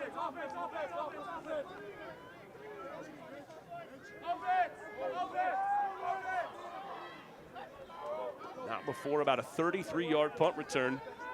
So Lewis and Clark very much in business at the Bearcats' 27-yard line from the far side hash. Weaver waits for the motion man. Wants to drop it off on the bubble screen out here on the near side. With everything breaking down, Weaver just takes off. And that's a pretty good play there from Dashel Weaver. Just recognizing that there was nothing there on the bubble screen. The Bearcats had that one very well read here on this near side. But that opened up the other side of the field. Weaver takes advantage and runs for 7 yards. 2nd and 3 from the pistol. Bottled up in the backfield. More outstanding pursuit from the Bearcats as they're able to get off those blocks. At the bottom of the pile, a couple of dudes. Noah Reese in on that. John Henry Hankins as well. Herde Raj came in to finish it off. That's a pretty sizable loss on 2nd and short for Lewis and Clark. And it'll bring up 3rd and 6. So a long 5 or a short 6, depending on how you want to look at it. Dashel Weaver from the shotgun. Isaac Glover to his right. Weaver looking to pass. Looks well short of the intended receiver, and it is. So this is a big decision for Lewis and Clark, who for a second anyway look like they're going to keep the offense on the field. Are they, though? It is 4th and about 6 here for the Pioneers. Ball resting at the 23-yard line, and now it looks like they will trot their field goal unit onto the field to attempt what would be about a 40-yard attempt. Bestwick Seidel missed from 40 from this very same spot on the field in the first half for the Bearcats.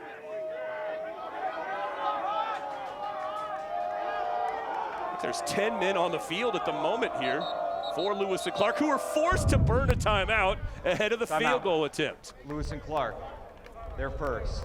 Full timeout. Well, everything kind of falling apart for Lewis and Clark, who are forced to burn the timeout. We'll see if they'll stay with the field goal attempt on the other side of this timeout when we return.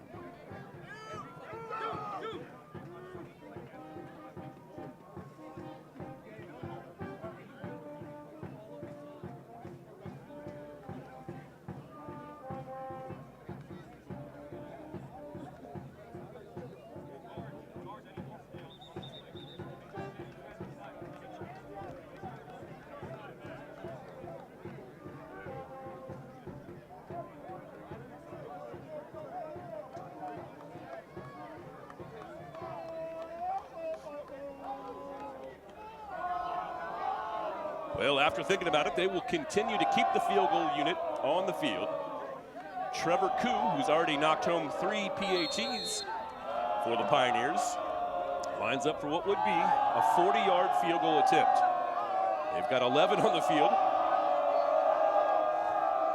Snap is down, kick is up, looks good, plenty of leg, but it's wide left. Well, no question about it, Trevor Koo can kick the football. That almost sailed up and over the left upright. However, he was unable to tuck it inside. Third quarter. And that was actually the final play of the third quarter in our game. Fourth quarter upcoming. We've got 45 minutes in the books, 15 yet to play on the Bearcat Network.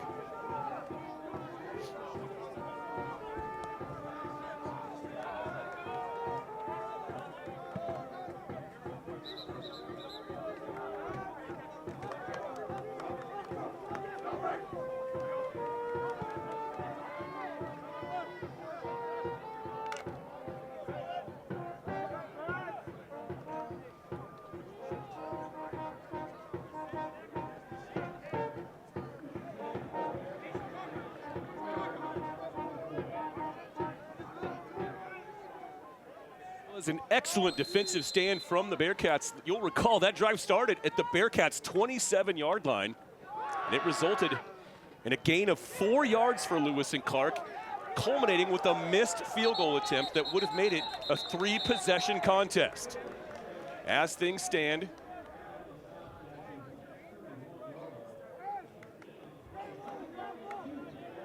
score still sits at 21-7.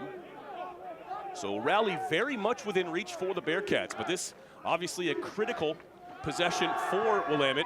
On second down, Jarek Little keeps the legs moving, has more than enough for a first down. Bearcats have been very effective on the ground against Lewis and Clark today. Uribe's got 79 yards. Little's checking in now with 41 of his own, make it 44 after that carry. 3 wides to the near side for Luke Rasmussen. From the shotgun with Little next to him. Play fake to Little. Pressure coming.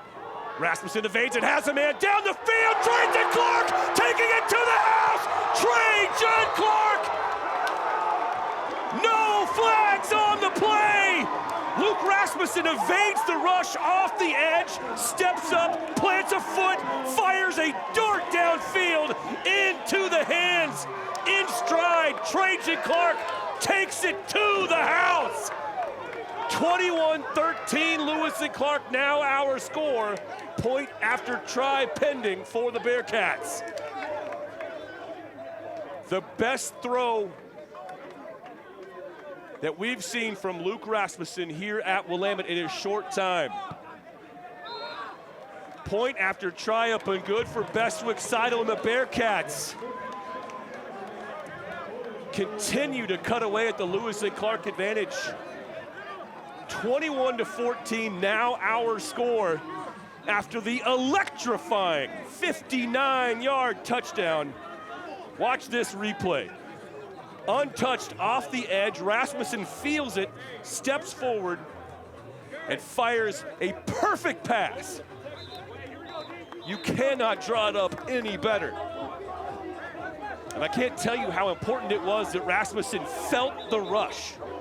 That could have been a 7-yard loss on a sack, but because Rasmussen slid just enough away from the oncoming rusher, steps up, plants his foot, unloads a perfect, I mean perfect pass to Trajan Clark. And now the Bearcats have Lewis and Clark on their heels, 21-14. And remember too, after that massive defensive stand on the previous possession for the Bearcats, Lewis and Clark had a very short field, could only muster 4 yards of forward progress, short kickoff. Hauled in here at about the 26 on the near side. Big hit out of bounds. Colby Ford, like that Gio Barea met here on the near side. You could hear the collision through the headset all the way up top here. Man, oh man. The Bearcats playing with some juice here in half number 2.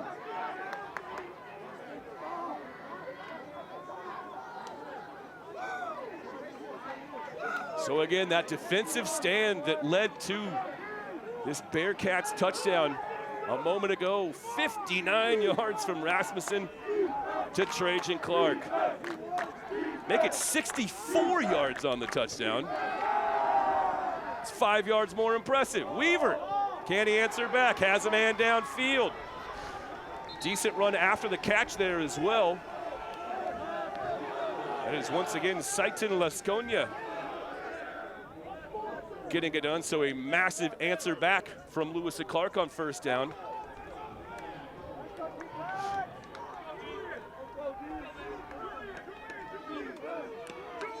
And just like that, the Pioneers in business in plus territory from the Bearcat 34. Weaver awaits the snap, takes it, short drop, fires right, has a man. Wrapped up after a gain of about 6, maybe 7 yards on first down.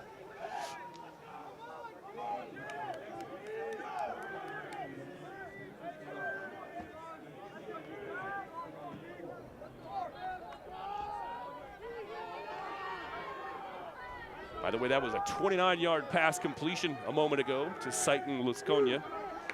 That one goes for 6 more. 2nd and 4 from Lewis and Clark. On the rollout, Weaver near side, looking downfield. Tucks and goes, gets inside the 25. He's right at the line to gain. We'll see where they spot him out. I think it's enough for the first down from where I'm standing, and I believe it is. Yep, they will wave the sticks forward. So Weaver gets out right at the 24, which was all he needed to reach to move the chains. And now it's Dashel Weaver and the Lewis and Clark offense with a fresh set of downs. Another short drop across the middle. Once again, it's Garrett Lee inside the 20, inside the 15. They'll mark him down at the 12. It's another first down for Lewis and Clark, so they are marching down the field very quickly. Gash play after gash play here. Lewis and Clark offense fully awake, fully aware. Pistol formation this time. Jordan the Husky back in the backfield. He stands behind quarterback Dashel Weaver. And he'll take the handoff straight up the gut. Austin Payne with another tackle, dragging him down inside the 10. Gain of about 3 yards on that play, maybe 4. They'll spot it down between the 9 and the 8. So second and a short 6, long 5 for Lewis and Clark. 11.5 minutes left in the game. It's a one-score game. Bearcats have scored the last 2 touchdowns after falling behind 21-0. Trying to do what PLU did to them a week ago. However, it's Lewis and Clark on the move. Wrapped up in the backfield, dragging him forward was Jordan Lahusky, but how about Javi Rodriguez not giving up on the play? And this now becomes a huge third down play for Lewis and Clark at this juncture of the game. Not much doing at all as watch this tackle from Javi Rodriguez quickly into the backfield. After a nice jump cut there from Lahusky, freed him from at least a backfield loss. Rodriguez just stays right with him, drags him down for a short gain. Picked up a yard, maybe 2, so this is it. 3rd and 5 from the 7. Lewis and Clark can, in fact, move the chains. We'll see what happens, however, on 3rd. Into the end zone, touchdown. My goodness, Des Holton, his 2nd touchdown pass of the day. That pass just fired across the middle of the formation, and Des Holton puts it away. So there it is, the answer back for the Pioneers. Excellent read, quickly through the progressions. Went quarterback Dashel Weaver.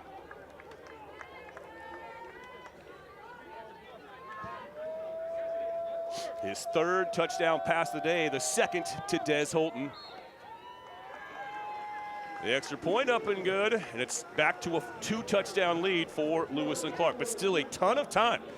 10.5 minutes left in this game. This one is heating up in Salem, folks. Come right back on the Bearcat Network.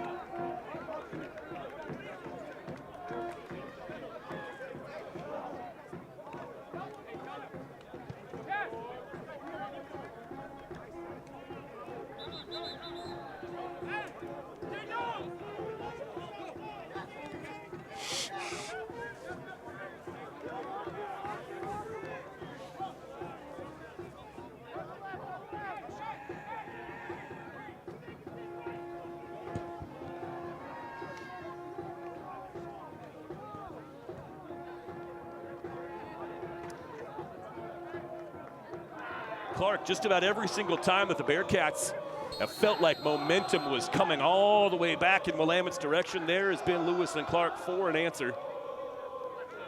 That was a very impressive drive from Lewis and Clark to answer back after the Bearcats cut it to a 1-score lead. Down near the goal line, Austin Snodgrass works his way back toward the middle of the field, trying to get to the edge here on the near side. He's out to the 30, out across the 35, finally dragged out of bounds. Another spectacular kickoff return for Austin Snodgrass. Oh, but he's shaken up on the return. He's a valuable asset for this Bearcats offense as well, so let's all hope Austin Snodgrass is okay, but he sets the Bearcats up with very favorable field position. They will start their drive from their own 37-yard line. 34-yard kickoff return for Snodgrass. Rasmussen and the Bearcats offense back to work. Takes the snap, inside give, Mason Uribe. Bottled up near the line of scrimmage, but able to fight his way forward close to the 40. I think they'll mark him down at the 40, so a gain of 3. Rain now starting to come down in Salem. A little drizzle falling across the field. This is the first of the wet stuff we've seen here today. We'll see if that affects play, if at all. 2nd and 7 for the Bearcats at their own 40. 9:45 left in the contest. Rasmussen bottled up. You know, that was a tough play. Rasmussen kind of mishandled the snap a little. You saw him kind of jostling the ball around, and I really think that threw off the entire flow of that play. So maybe the rain coming into effect right away, as Rasmussen never quite got a firm grip on the football, maybe having to adjust to the suddenly wet nature of the pigskin. That's a loss of 5. It's all the way back to the 35 on 2nd and 13. Here's Uribe trying to bounce it outside, gets around the 40s, close to the sticks. I think Mason Uribe has enough for a first down. We'll see where they spot him out. He might be just shy. Depending on where they'll mark him down, they will spot him a yard shy So 3rd and 1 for the Bearcats at their own 46-yard line. 3 wides here to the near side, 1 at the top of the formation. That's Jonah Larson. He's had a fairly quiet day thus far. Inside give, 1st down and more! Jarek Little breaks free into Lewis and Clark territory, 25, close to the 20-yard line. Oh my God, look at the burst of speed from Jarek Little. For a second, it didn't look like there was much there at all. Little just bounces it one way and off he goes. Jarek Little switches the ball from right to left, and the Bearcats will go with pace from the Lewis and Clark 22-yard line. Rasmussen, far side flat. Jonah Larson steps out of bounds in the red zone. Gain of 4 yards, 2nd and 6 now for the Bearcats at the Lewis and Clark 18-yard line.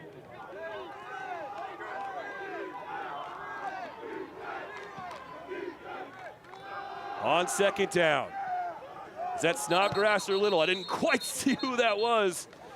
Whoever it was, they're bottled up at the 15 after a gain of 3. That was, in fact, Jarek Little. He'll come off, and back on Uribe will come. So from the 15, the Bearcats facing 3rd and 3. Got to reach the 12 to move the chains. Rasmussen takes the snap. Uribe straight up the gut inside the 10, has the 1st down and a whole chunk more. Uribe spilled over at the 7-yard line. They'll mark him down at the 6, 1st and goal Bearcats, and they will keep the pedal down. 3 wide to the near side. Uribe cut down in the backfield, no gain. Flying in untouched. Darryl Scott crashing down from the weak side. Outstanding tackle. Well, that temporarily thwarts the Bearcats' momentum, as now Uribe will step back off, replaced by Austin Snodgrass. Good to see Austin back on the field after he was shaken up after the lengthy kickoff return to set up the Bearcats on this drive. 2nd and goal from the 6-yard line. Rasmussen awaits the shotgun snap. 2-step drop, throws to the end zone. He and the receiver not on the same page that time. Jonah Larson went one way, the throw went the other. And now a huge 3rd and goal from the Pioneers' 6-yard line upcoming for the Bearcats.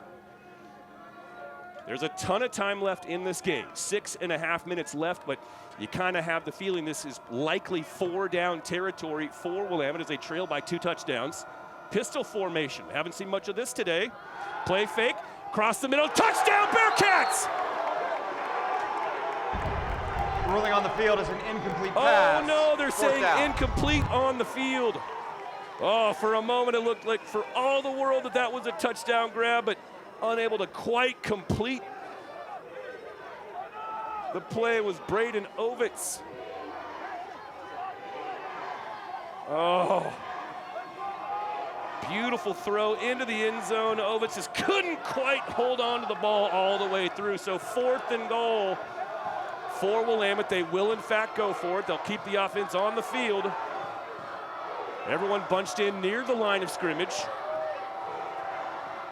One-man motion's out. That's Trajan Clark rolling to his right. Rasmussen looking toward the corner of the end zone. A lot of hand fighting back there. Referee reaching for the hanky, and there it is. It took him a while to get it out of his pocket.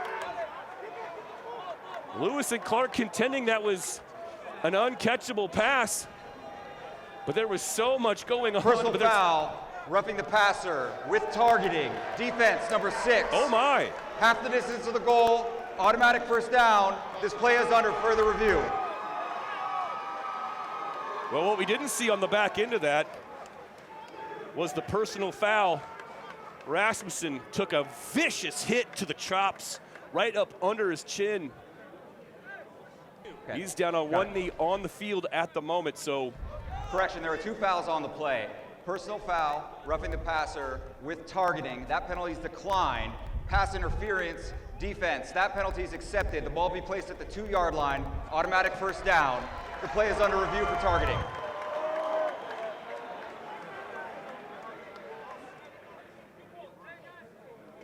Ted, to take a longer look at the previous play. Targeting was the call on the field.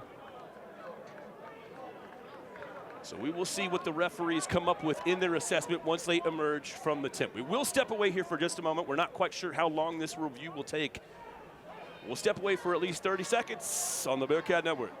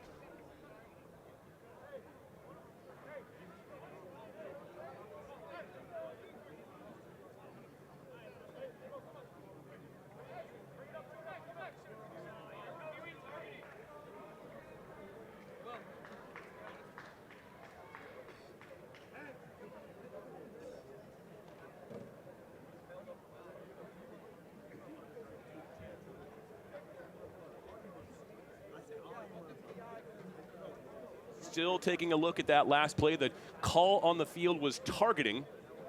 And if that's the case, that'll send the offending player to an early exit, an early shower in this game. That penalty was actually not accepted. There were two flags on the play, of course. The second was pass interference in the end zone, which by rule sets the ball down at the 2-yard line. You'll see a little replay of it here. Oh, yeah, Rasmussen took a big lick. Now, we'll see what happens with the call, whether that player is allowed to continue playing for the game's final 6 minutes and 18 seconds. No matter what, it's Bearcats football, first and goal from the 2. The ruling on the field of targeting is upheld. Number 81 is disqualified.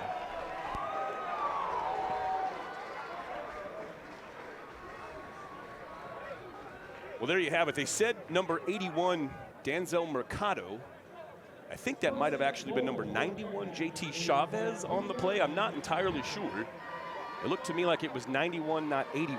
But in any event, that player no longer able to continue, and it is first and goal from the 2-yard line for the Bearcats, who trail 28-14 with 6:18 left in our game.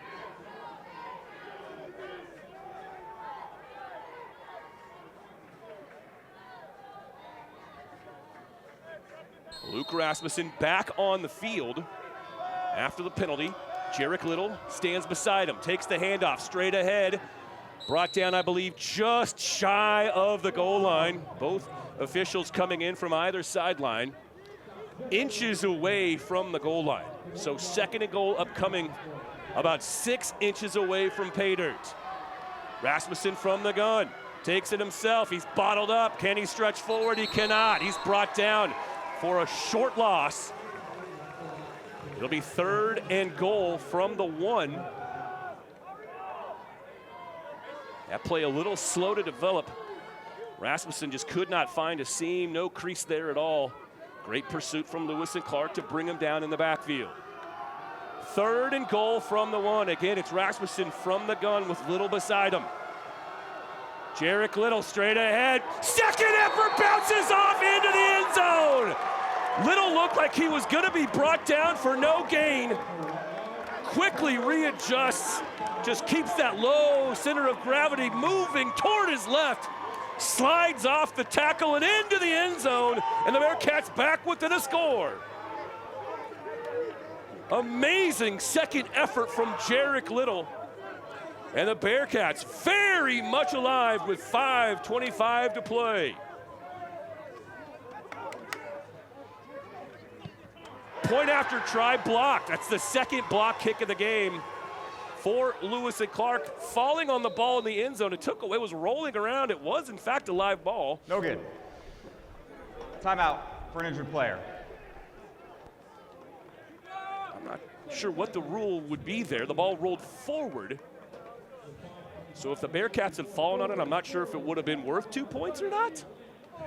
Forgive me for being ignorant of the rule there. In any event, it remains a one-score game. 28-20 is our score. Massive drive for the Bearcats to keep their chances very much alive, but they're going to have to get it done on the defensive side of the ball on the upcoming Lewis and Clark possession. Quick check on scores from around the rest of the conference. Pacific Lutheran with a decent lead on Puget Sound, 34-20 in Tacoma. Whitworth leads George Fox 30-16, so both of those games 2 touchdown scores. Linfield with a comfortable 23-6 lead against Pacific.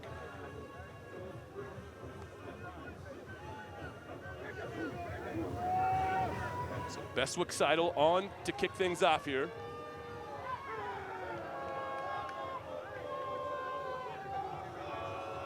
Massive possession upcoming for Lewis and Clark. 28-20 the score, 5:25 remaining. Low driving kick, picked up off the turf at about the 17-yard line, runs into his own man. Fortunate that the ball did not pop out. Wow. Oh, that could have been a total disaster for Weston Wade and Lewis and Clark, but he holds on to the football. He ran right into the backside of one of his up men. And because he probably didn't see him, he's lucky he held on to the football. Take a look at it here. Picks it up off the turf. Kind of angling to his left, and then boom, just gets nearly trucked by his own teammate. In any event, it's 1st and 10, Lewis and Clark, from their own 30-yard line. Each team has burned a timeout here in the second half, 2 remaining for either side. Handoff. Lahusky bottled up at the line of scrimmage, maybe fell forward for half a yard, but that's it. Basically no gain. They'll in fact just put the ball right back at the 30. So 2nd and 10 upcoming for Lewis and Clark. Clock continues to run, under 5 minutes to play now. Javi Rodriguez with excellent penetration.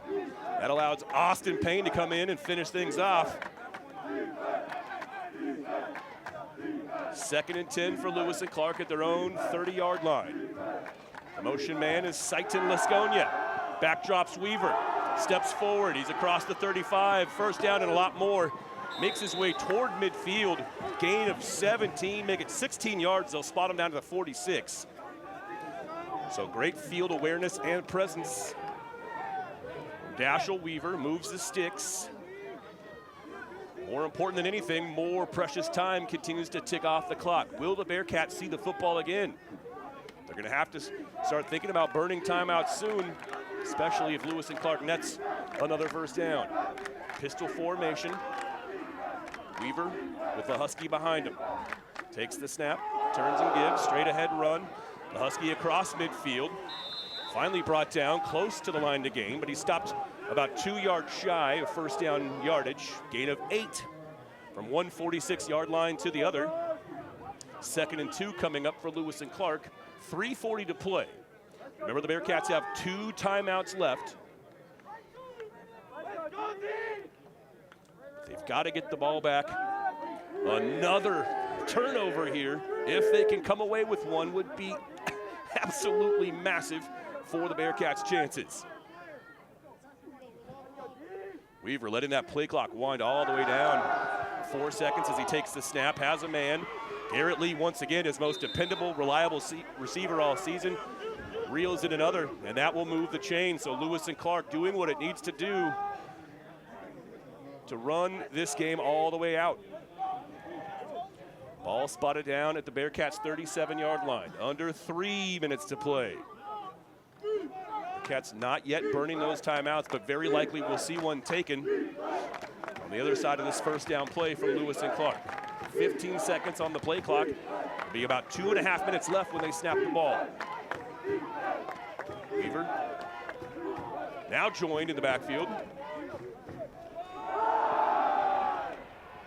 by this man. Chili Stevens. That's the first time we've seen him on the field today. And now an injury for Lewis and Clark will stop the clock temporarily with, well, the clock's still running. It's still running. Timeout for an injured player. They should put some more time back on the clock.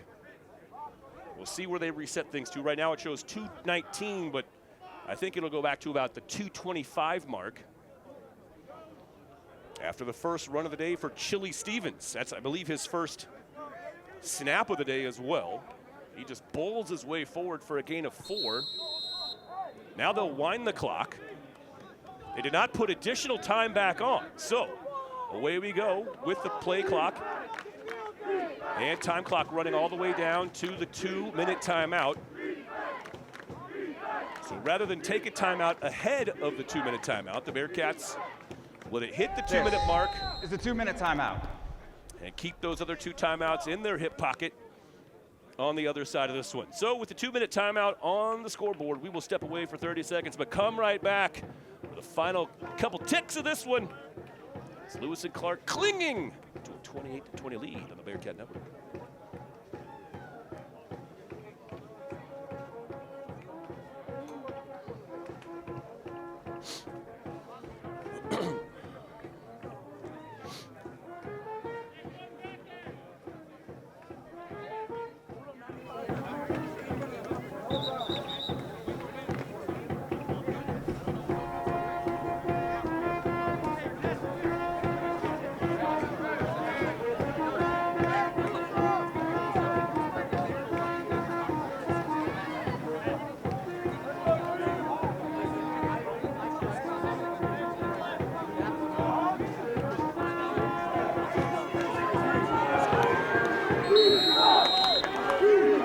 This game.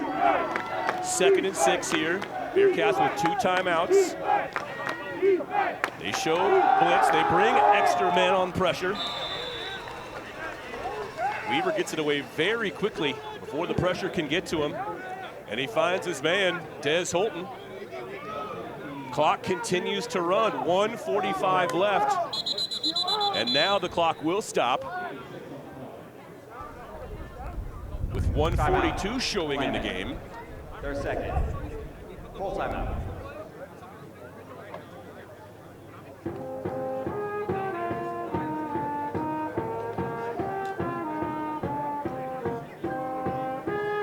Weaver now 20 of 23 on the day. Has accounted for all 4 Lewis and Clark touchdowns. What an effort, though, from this Willamette squad. How about this? Lewis and Clark is challenging the ruling on the field that the runner was short of the line to gain. You'll, of course, recall the last time out for the Bearcats 4 weeks ago today. It was a tough day out here at McCulloch Stadium. 42-0, the final score in the final home non-conference game. It was against Pacific, a regular conference team for the Bearcats. But since then, this team has really turned a corner. First that victory. They got to taste what it feels like to get a win under their belt. 29-14 the final score. A very, very good win on the road against Laverne. Again, every single phase of the game really came into play that day. The Bearcats with a scoop and score touchdown off a strip sack by Javi Rodriguez. A couple of touchdowns on the board thrown up by the offense as well. Special teams got in on the act. They blocked a punt in that game that looked for all the world like it was recovered in the end zone and really, in fact, should have been a touchdown, but the referees just didn't quite see it that way, but it still netted a safety for the Bearcats that afternoon. So yes, everyone got in on the action, offense, defense, and special teams. Last week, jumping out to that 21-0 lead against PLU. Again, they were picked to finish 3rd here in the Northwest Conference in the preseason coaches poll. PLU just turned a corner themselves in the second half of that one, wound up winning that one 31-28. The Bearcats today find themselves in the very same 21-0 hole, but don't give up at all. They are playing from the start, from the opening kickoff right until the clock hits zeros here in the 4th quarter. 28-20 our score. The offense has really done a great job moving the ball. The defense has made a lot of big plays today. How about Austin Payne today? My goodness, a couple of sacks, an interception. That dude has really, really showed out here this afternoon. It's been a really remarkable turnaround here for the Bearcats, who dropped their first 3 games of the season, lost their first 2 games before the victory against Laverne. The tough loss against PLU last week, and again, continuing to compete against a very, very good Lewis and Clark team. Now, it's been a long time since we've said that about Lewis and Clark, right? Now, Lewis and Clark has been one of those programs over the last 20, 25 years that has not had a lot of sustained success at all to speak of. But this is a program that's really turned the corner under first-year head coach Brett Elliott. They're doing a lot of really nice things, and in fact, they are the only undefeated team here in the Northwest Conference at this point of the season. They come in 4-0 on the day. They've beaten Puget Sound twice. They beat Pacific once, or George Fox once. This is a really, really good, tough-nosed Lewis and Clark team, very well balanced. They've got a former D1 drop-down quarterback who has, of course, really showed out himself here today. All 4 touchdowns coming courtesy of Dashel Weaver here today. The Bearcats are giving them everything they possibly can. It's 28-20, minute and 42 seconds showing on the clock. By the way, in case you're wondering about this extended break, the Bearcats challenged whether there's an official review as to whether this is a Lewis and Clark challenge. In fact, they think that they picked up first down yardage. Ruling on the field is upheld. It's 3rd down. There's a correction on the targeting. Number 91 is disqualified for targeting. So at the back end of that announcement from the field referee, you did hear that. JT Chavez was the player who is forced to miss the last 6 minutes and change of this game. And loses its challenge. Willamette was also charged a timeout. So it's 28-20. It's 3rd and inches for Lewis and Clark. Whistles blow ahead of the snap. So once again, JT Chavez, number 91. They did correct it from 81 to 91 as the player who was disqualified from the rest of this game. Lewis and Clark lost the challenge. They can't challenge again. Weaver on the keeper. He'll try to force his way forward, but the Bearcats might have stoned him at the line of scrimmage. We'll see where they mark it. Referees come flying in. They will stop the clock. They'll have to measure here. There's no question that this is not a clear-cut first down by any stretch. Well, now they're saying first down yardage was in fact gained. Come on! Willamette, they're 3rd. Well, the hot mic down on the field picking up an F-bomb mixed in there possibly as well, but some enthusiasm, of course, there from Aiden Owens. He's very excited about the fact that might have been a first down for Lewis and Clark. But a timeout now from the Bearcats. Now, a moment ago, the referee said that the Bearcats were charged for a timeout as well, despite the fact that the play was being challenged by Lewis and Clark. So, interestingly, I'm not quite sure where that leaves us with the Bearcats. In fact, yes, they have now switched it to no timeouts left for Willamette. But with the fresh set of downs, I'm pretty sure Lewis and Clark can now drain the rest of what remains on the clock. There's 94 seconds showing. And in fact, Lewis and Clark will line up in that football's greatest formation, that of victory formation. Quarterback Dashel Weaver will take a knee, and the clock will run. The Bearcats helpless to stop it. This clock will, in fact, hit zeros. The Bearcats will not get an opportunity on the offensive side of the ball. So barring a fluke fumble here from Weaver on perhaps a botched snap, Lewis and Clark is going to remain undefeated, move to 5-0 at the halfway point of the season. It's been a long time since Lewis and Clark had a winning record.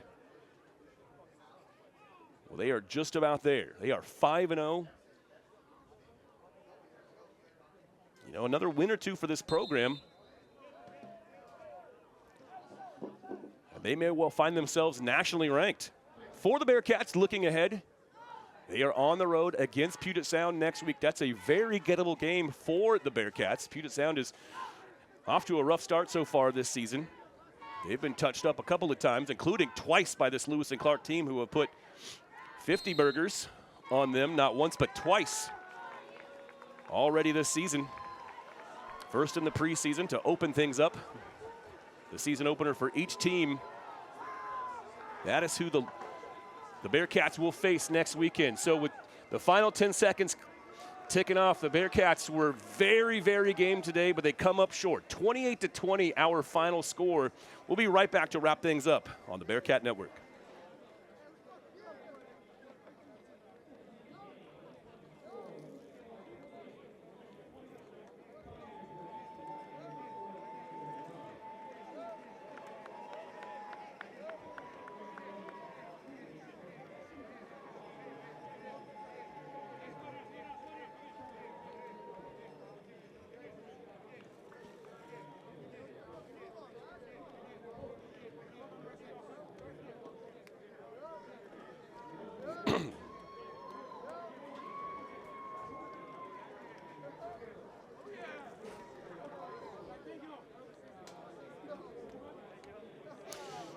Well, welcome back to Salem. The rain stopped here for the last few minutes of this one. It came down for a little while, may have even bothered a play or two for the Bearcats.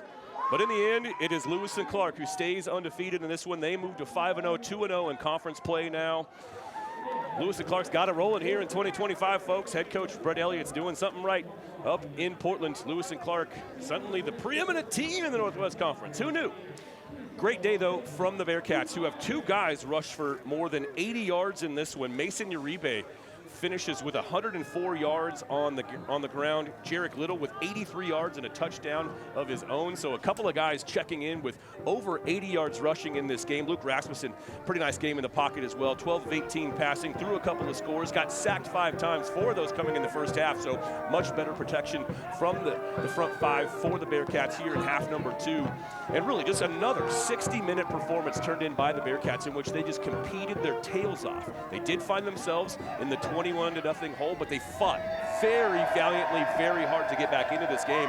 And they gave the only undefeated team in the Northwest Conference every single thing they could handle. In the end, Lewis and Clark able to grind out everything, drain the clock at the end, and they do hold on for this 28-20 win to move to 5-0. The Bearcats now 1-4 on the season, 0-2 in conference play. They will be on the road for their next 2 contests. Next week, they will be up in Tacoma to take on the Puget Sound Loggers.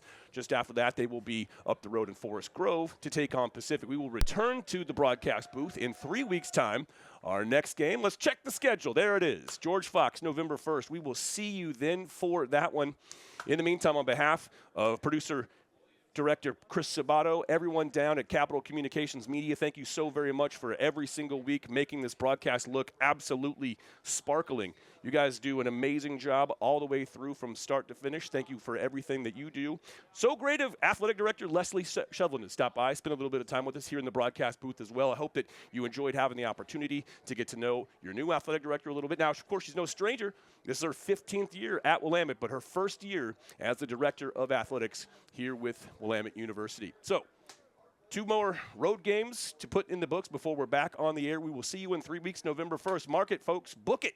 We will see you then. Pre-game show will kick off at about 12:50 p.m. on the 1st of November. Until then, happy Halloween, everybody. We'll see you in 3 weeks. Take care, y'all.